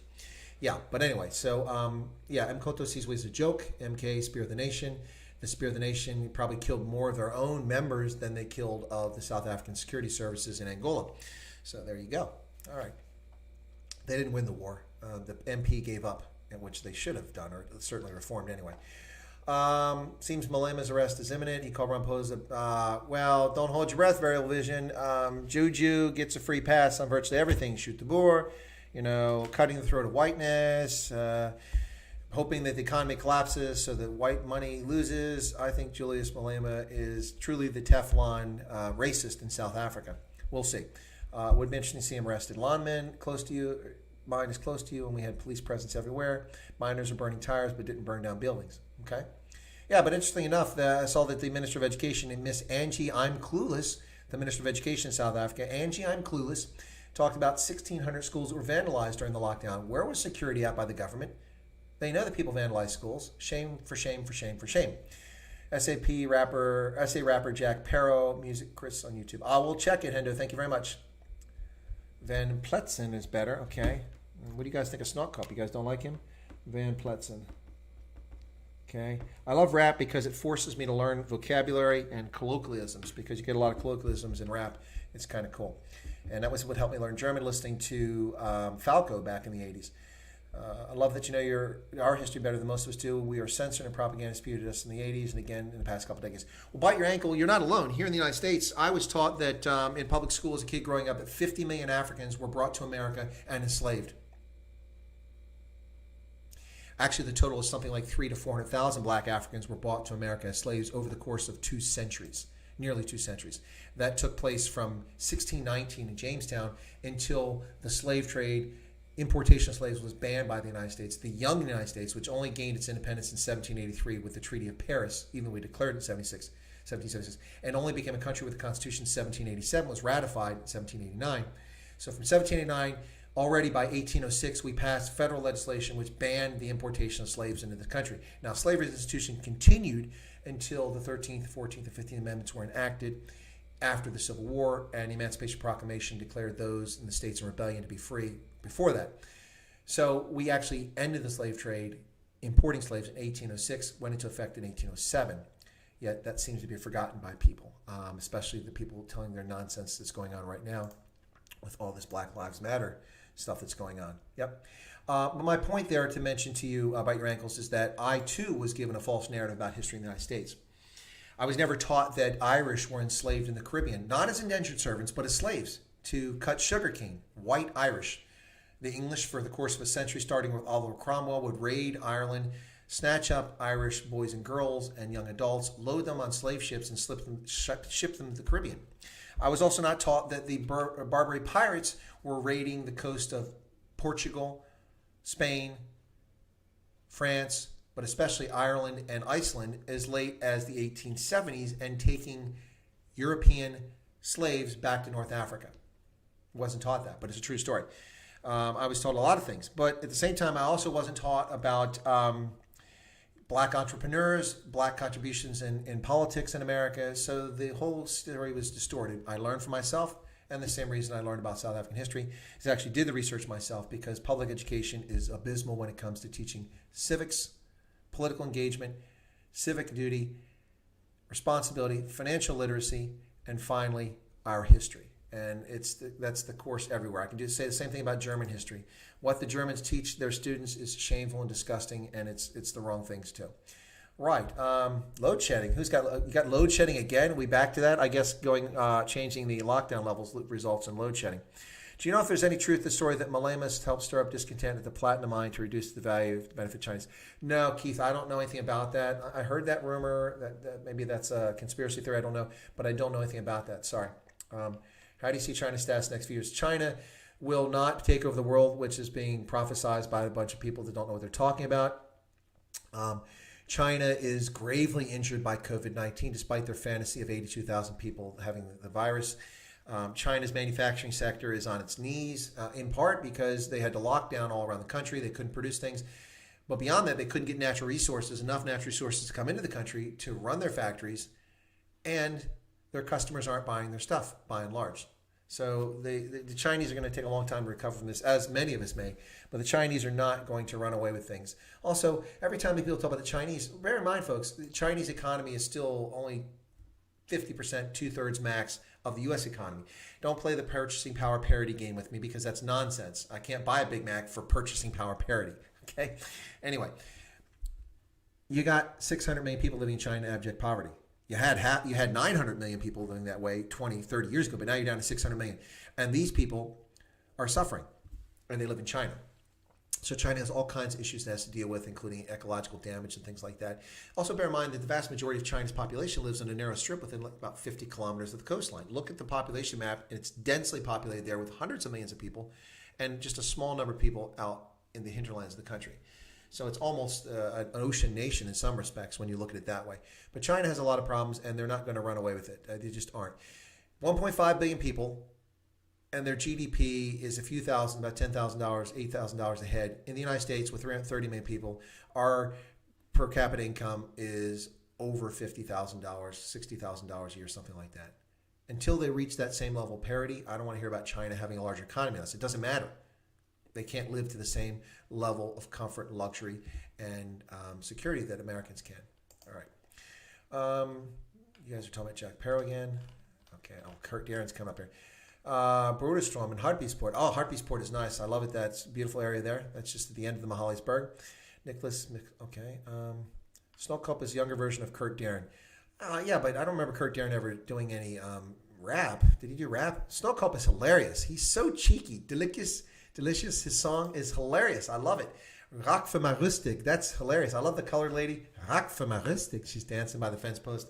You know, Snowcup is very cheeky, and I really enjoy his music, and I've learned a lot of vocabulary for Afrikaans and colloquialisms as a consequence. I really like Snowcup. Wilhelm says, based on the current situation, would you advise that young people immigrate to America generally? No, I wouldn't advise people to leave their homeland. I advise them to try to change it. And I don't think it's too late to change South Africa, although it's on the precipice of being too late. 2021 will be the turning point. If the ANC is not booted from power in all the major metropolitan areas in 2021, then I do think that maybe it would be time to start considering moving out of South Africa. But I'm not going to recommend that. I wouldn't tell people to leave Detroit. I would tell people to fight back, not literally with guns and sticks, but to fight back for your homeland. You shouldn't be forced to abandon your homeland. That's sad. All right. Yes, Irish people used the slaves in the Caribbean. That is absolutely correct, Hendo. And it's not a narrative that anyone bothers to tell.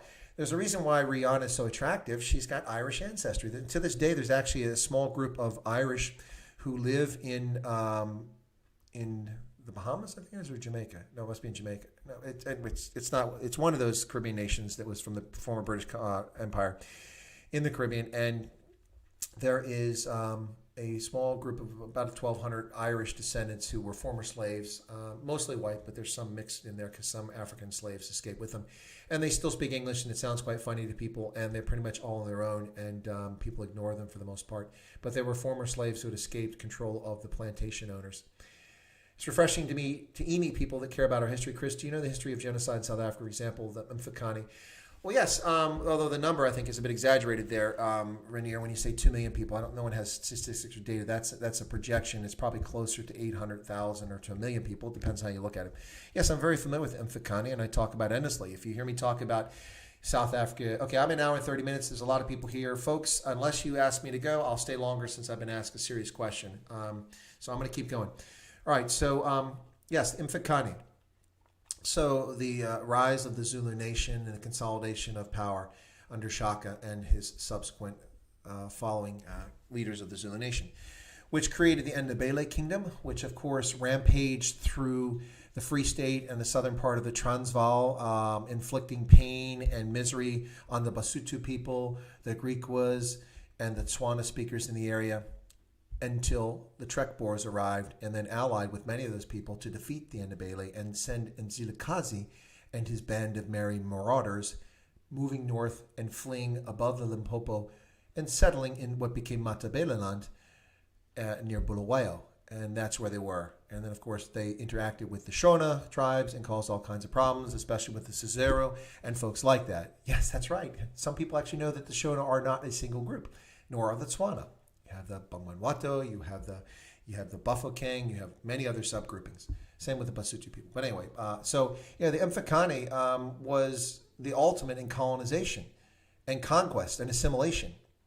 And that's why the Zulu nation is so large today. Not because it grew naturally, but because they incorporated or they vanquished and extinguished those around them. Yes, from a militaristic party.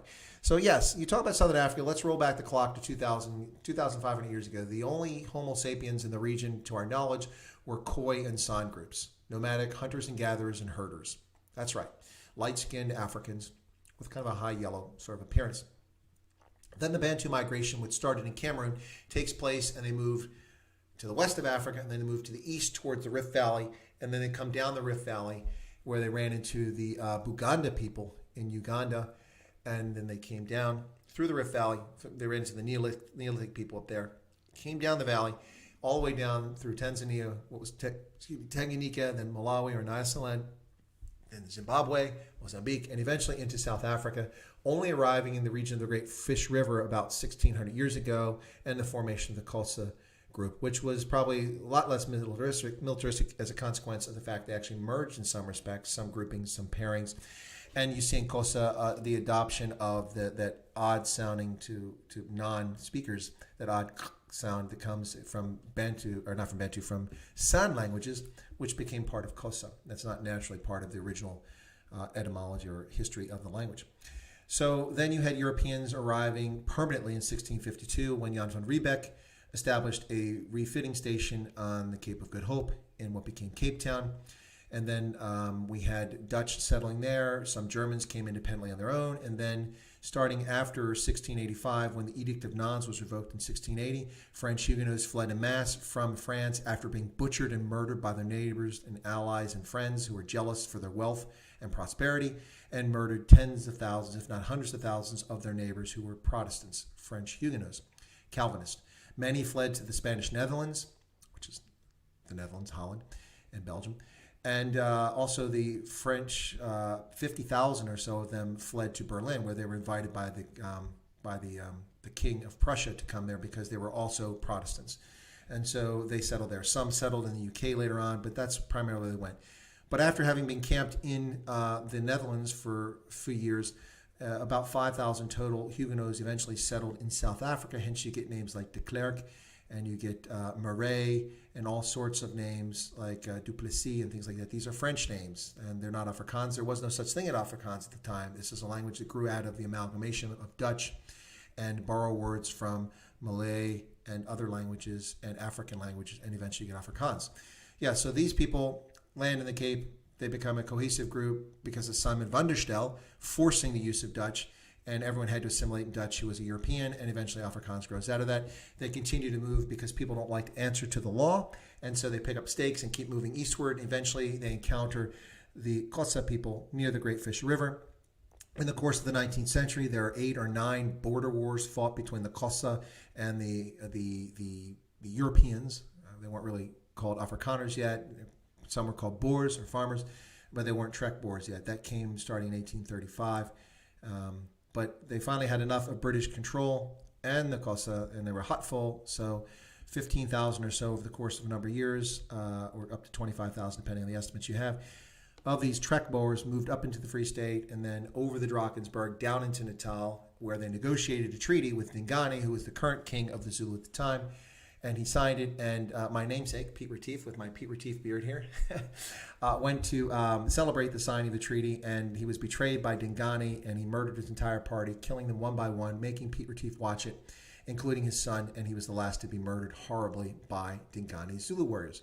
Whereupon he promptly dispatched impis to head towards the encampment of the Afrikaans, or Trek Boers, the Trek Boers I guess you call them at this stage, who were to the west of there and waiting, predominantly women and children in their wagons, their oxen, waiting for the men to come back from this parley, and other groups that were arriving in KZ, with now as KZN, KwaZulu-Natal, arriving at the time, only to be attacked in a ferocious, ongoing battle that lasted for several days, women defending the lagers that they assembled, and children as well. Horrific battles, but they fought back the Zulu and defeated them and managed to retreat at great loss of life.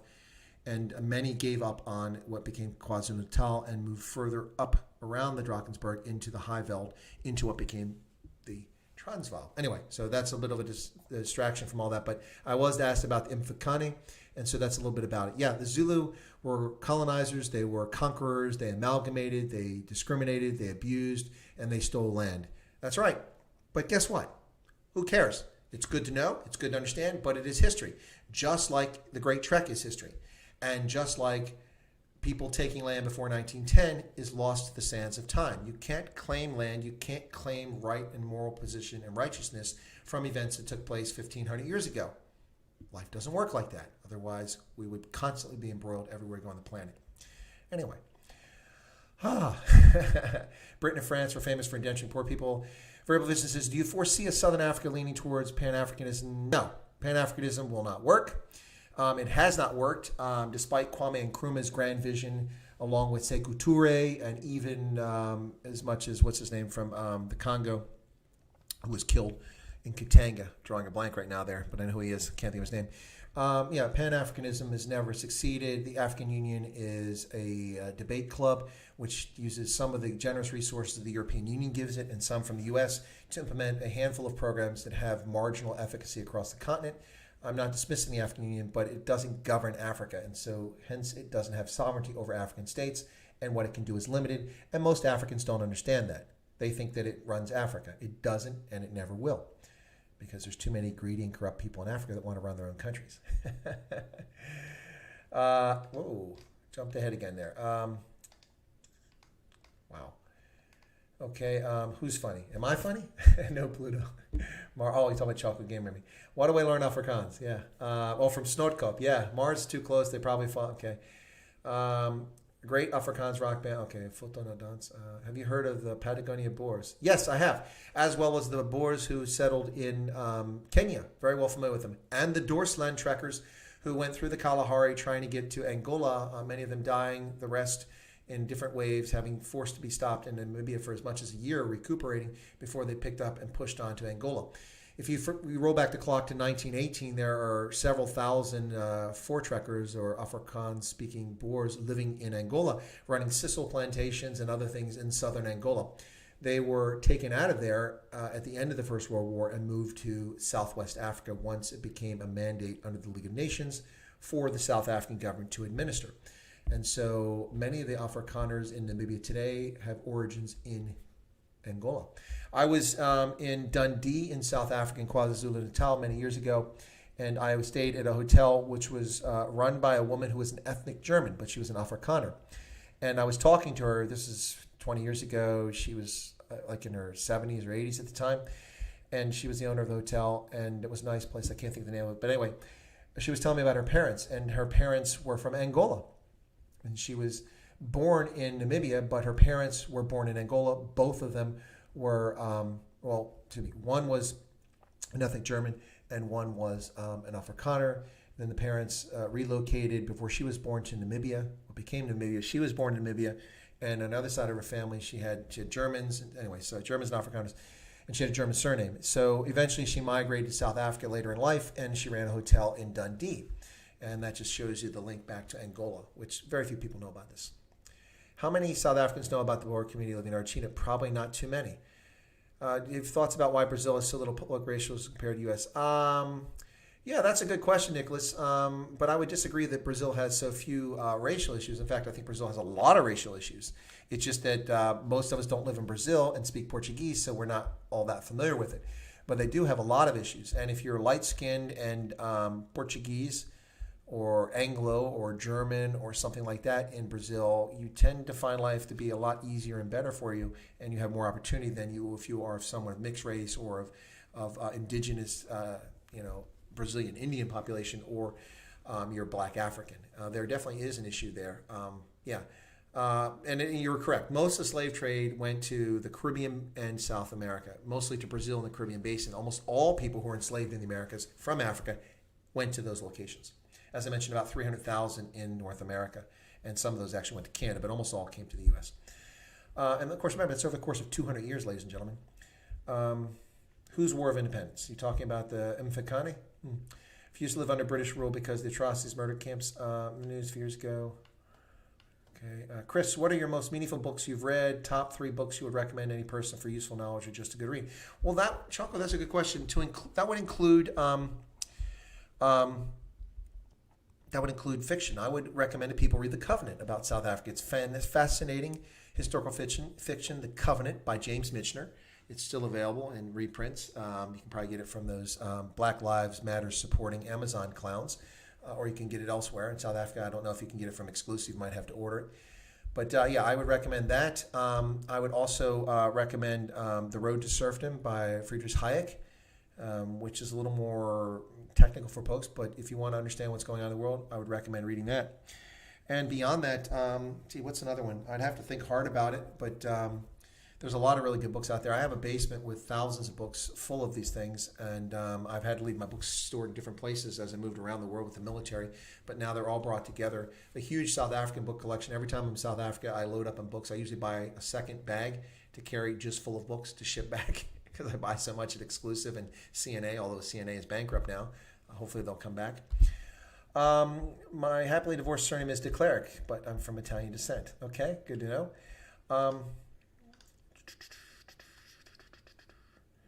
You love walking the wild side. Oh, I'm talking about Dr. Boyd. And DZ keeps throwing out that whites stole her people's lands.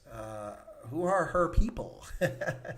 So, when people want to play this game with land, I tell all of the Bantus and all of the Europeans to get out. Fotsek. Leave South Africa. If you want to play this game, none of you are entitled to the land. The only legitimate people entitled to the land in South Africa are the Khoi and the San, of which there are very few left. There's about 50,000 San in all of South Africa, and Khoi, something like that.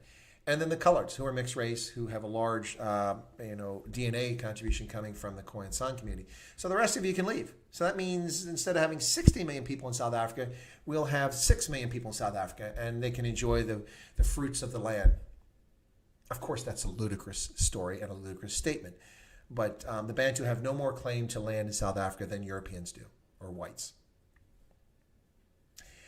Which means they have just as much claim to it. But they can't have a claim to it based on communal ownership from 1863 in Basotho areas. It doesn't work like that, ladies and gentlemen, although they're trying to make it work like that. What do I think about Libya comparing the Gaddafi days to the present state? Well, Gaddafi was a totalitarian dictator, a supporter of state-sponsored terrorism, and a general malcontent who ruled with an iron fist.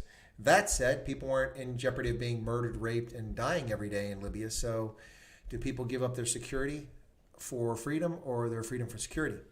Yeah, Gaddafi, it turns out, after 9/11, was one of the staunchest allies of the United States government in helping us fight the war on terrorism. And then Barack Obama stabbed him in the back at the first opportunity. And he did so at the behest of the South African government, the Nigerian government, the Kenyan government, and the Ethiopian government, as well as the African Union, all of whom demanded that the West do something about the situation in Benghazi, where Gaddafi's forces were murdering innocent civilians. That's right. There was an insurrection, but they went in and they were just out of control, shooting everybody up. So the South African government demanded that the West do something. Of course, what the Africans wanted was not for the West to actually do something.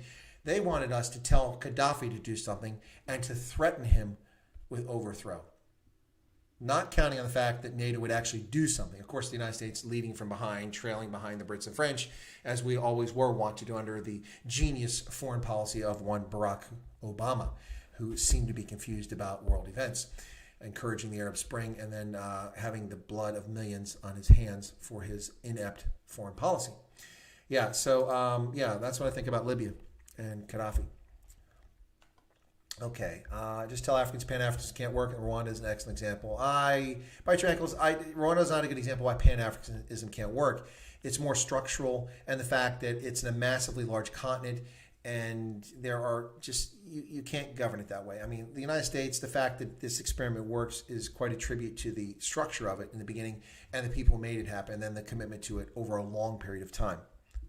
COVID-19, Black Lives Matter nonsense aside, let's go back to December of 2019, what I'm talking about. Do you support the current protests in the United States? I do not support the protests, Wilhelm Winter. Why do I not support the protests? Because the protests are not legitimate, because they're violating the lockdown. I'm living in my home as a prisoner in a county which has 450,000 people and just 40 deaths attributed to COVID-19 6 months after this hysteria and hoax began, and just over 1,300 people who actually have been confirmed with the disease out of 450,000 people. So these people are violating social distance in places where there's lockdown. They are also violating curfews and things like that. So the protests, while I support freedom of assembly, and that's why I served in uniform, and freedom of speech, these things have limits. And I don't agree with the lockdowns, but those are the rules. We had a protest in Harrisburg last month against totalitarian rule by the government and its overreach and how it was crushing small and medium-sized enterprises in the state. I am 100% in agreement with the people who protested. But as I suspected, people would not maintain their social distance and they would break the lockdown rules. So I didn't go, even though it was my right. Because I'm not going to break the rules, I can protest in other fashions. And for the same reason, I don't agree with the protests in the United States. Also, the basis for it. If you want to protest the murder of George Floyd in U.S. police custody, okay. But that's not what's being protested now. That's done and dusted. What's being protested now is a fictional narrative about a racist country that hunts down black people and denies them opportunity. And that is the biggest line of cock on the planet. It's simply untrue. And to hear people like Colin Powell, retired General Colin Powell, whom I had a great deal of respect for and whom I modeled some of my behavior as a young officer on, I'm just disgusted. Now, I'll allow for the fact that perhaps he's going senile at the age of 83, but General Powell came out and did an interview with Jake Tapper, which I haven't listened to, but I've read parts of the transcript of it. And in that interview, General Powell said that the president is not acting within the Constitution, and he's danger, and he's a threat to democracy, yada, yada, yada, yada. And his basis for that was that the point that Trump encouraged governors to use their National Guards for the purpose they exist, one of which is to quell uprisings and riots. That's one of their jobs. But he hasn't ordered the active force out to do it. He hasn't used what federal police he has, the few he has, like the FBI and the Park Service Police and others like that, and Secret Service or the Treasury Department, to do anything in any place. No, he hasn't done anything. So how is he violating the Constitution? He's not. And Colin Powell's memory is very selective, because as the serving chairman of the Joint Chiefs of Staff in 1992, after the Rodney King riots started, President George Herbert Walker Bush ordered the deployment of federal troops to Los Angeles to augment the police, to restore order, and federalize the California National Guard under federal control, and then directed their operations on a federal operation in support of law enforcement in Los Angeles to quell riots. General Powell now says that it's illegitimate and unconstitutional for Donald Trump to suggest that the governors use their legal authority to use those troops to quell the insurrection and violence. General Powell is wrong, and that sort of stuff I find quite obnoxious. That's why I don't support these protests. They're not protests. Not her land. It's Khoisan land. Yes, okay. Off the top. Oh, okay. I know our history. Oops. I'm 4% abreast. 4% abreast. I love it.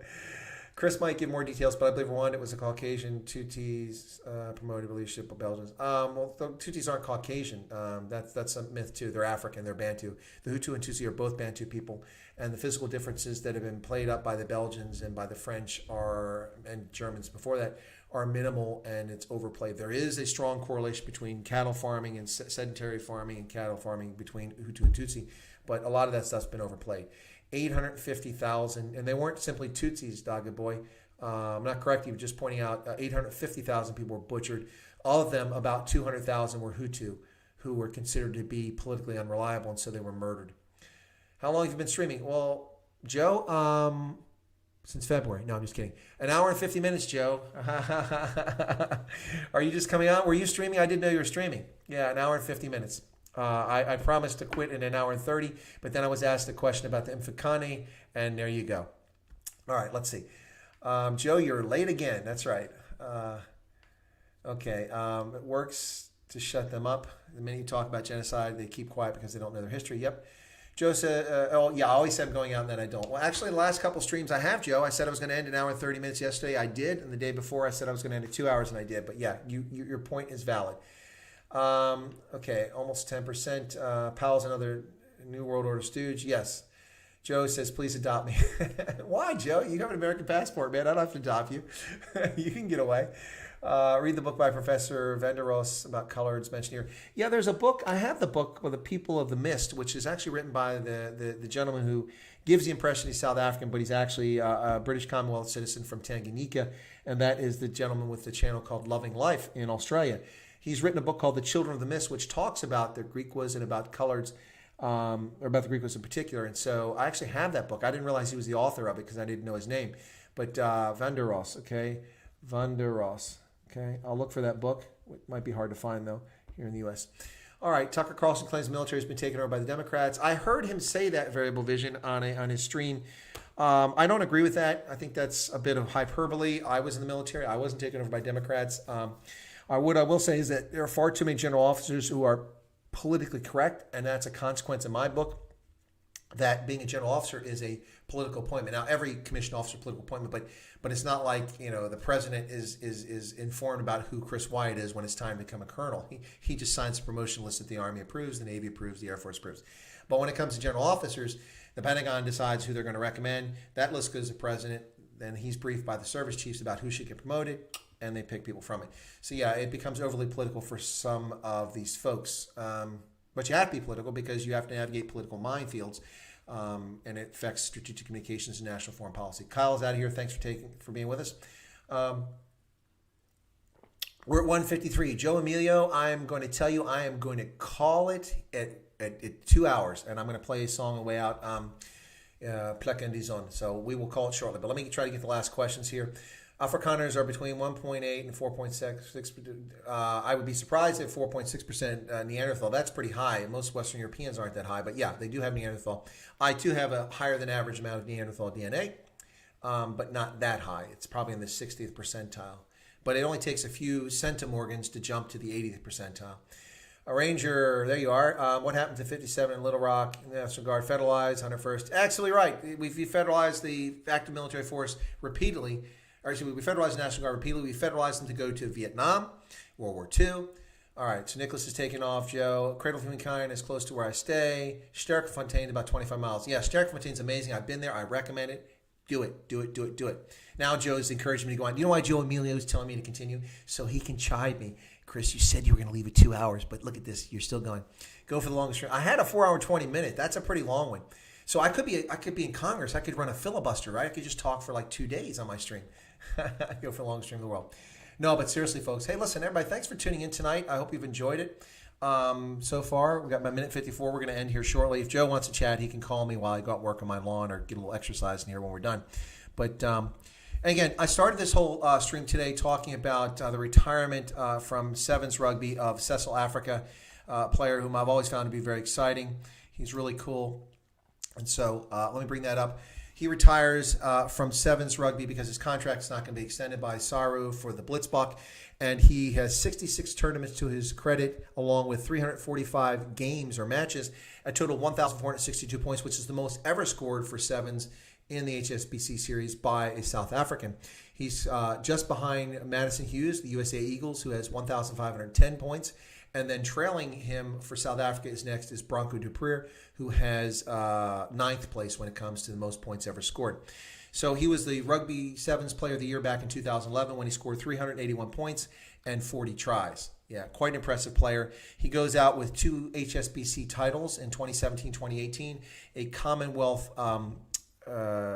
Commonwealth gold in 2014 at the Commonwealth Games, and a bronze from the 2016 Rio Olympics.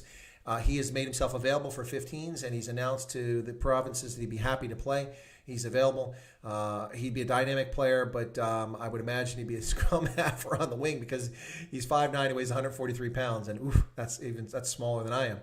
Anyway, I'm tall, but I'm not all that heavy. But anyway, so yeah. So Cecil Africa is retired from Sevens competition, and he's holding out hope that they might call him back next year. But there are so many talented young South Africans playing for the Sevens team and Neil Powell that I don't think it's likely he'll come back. We might see him at 15s. That would be awesome. But in the meantime, he has a coffee company with his teammates Kyle Brown and Philip Snyman, and it's called 18. That's because Snyman wore number 2, Brown wore number 6, and Cecil Africa wore number 10, which equals 18. So he has a coffee company. Does everybody have a coffee company? I don't have a coffee company. Maybe I should get a coffee company. Anyway, and he also says he's interested in coaching. So there you go.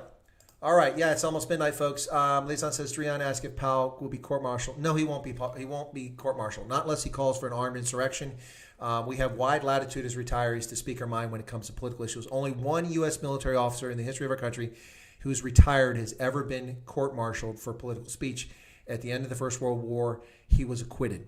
He was found not guilty, and we've not repeated that. As a retiree, you resume your freedom of speech, but we are on the books. We can be recalled to active duty, and we have recalled people for criminal activity in the past to try them in the military system. You have people convicted of or who've been involved in pedophilia, who've been reordered to active duty as a retiree and charged and convicted as a sex offender and sent to federal prison. So yeah, so you can't just do whatever you want when you're a retiree because you're still a military officer and you can be recalled to active service. Variable Vision says, thanks for your brilliant insights. Hitting the hay now. Yeah, okay, guys. Black Rifle Coffee, good stuff. Ladies and gentlemen, it's 1:57. I'm going to close out tonight with, once again, a beautiful song from Giselle, a wonderful Namibian singer, and we're going to close out with that. This is this one here. Let me get, I'm going to turn myself off. Thank you for tuning in. Please leave comments. Be sure to smash that like button. If you're not a subscriber, feel free to subscribe. I hope you enjoyed. Also, folks, I hope you enjoy my new studio look.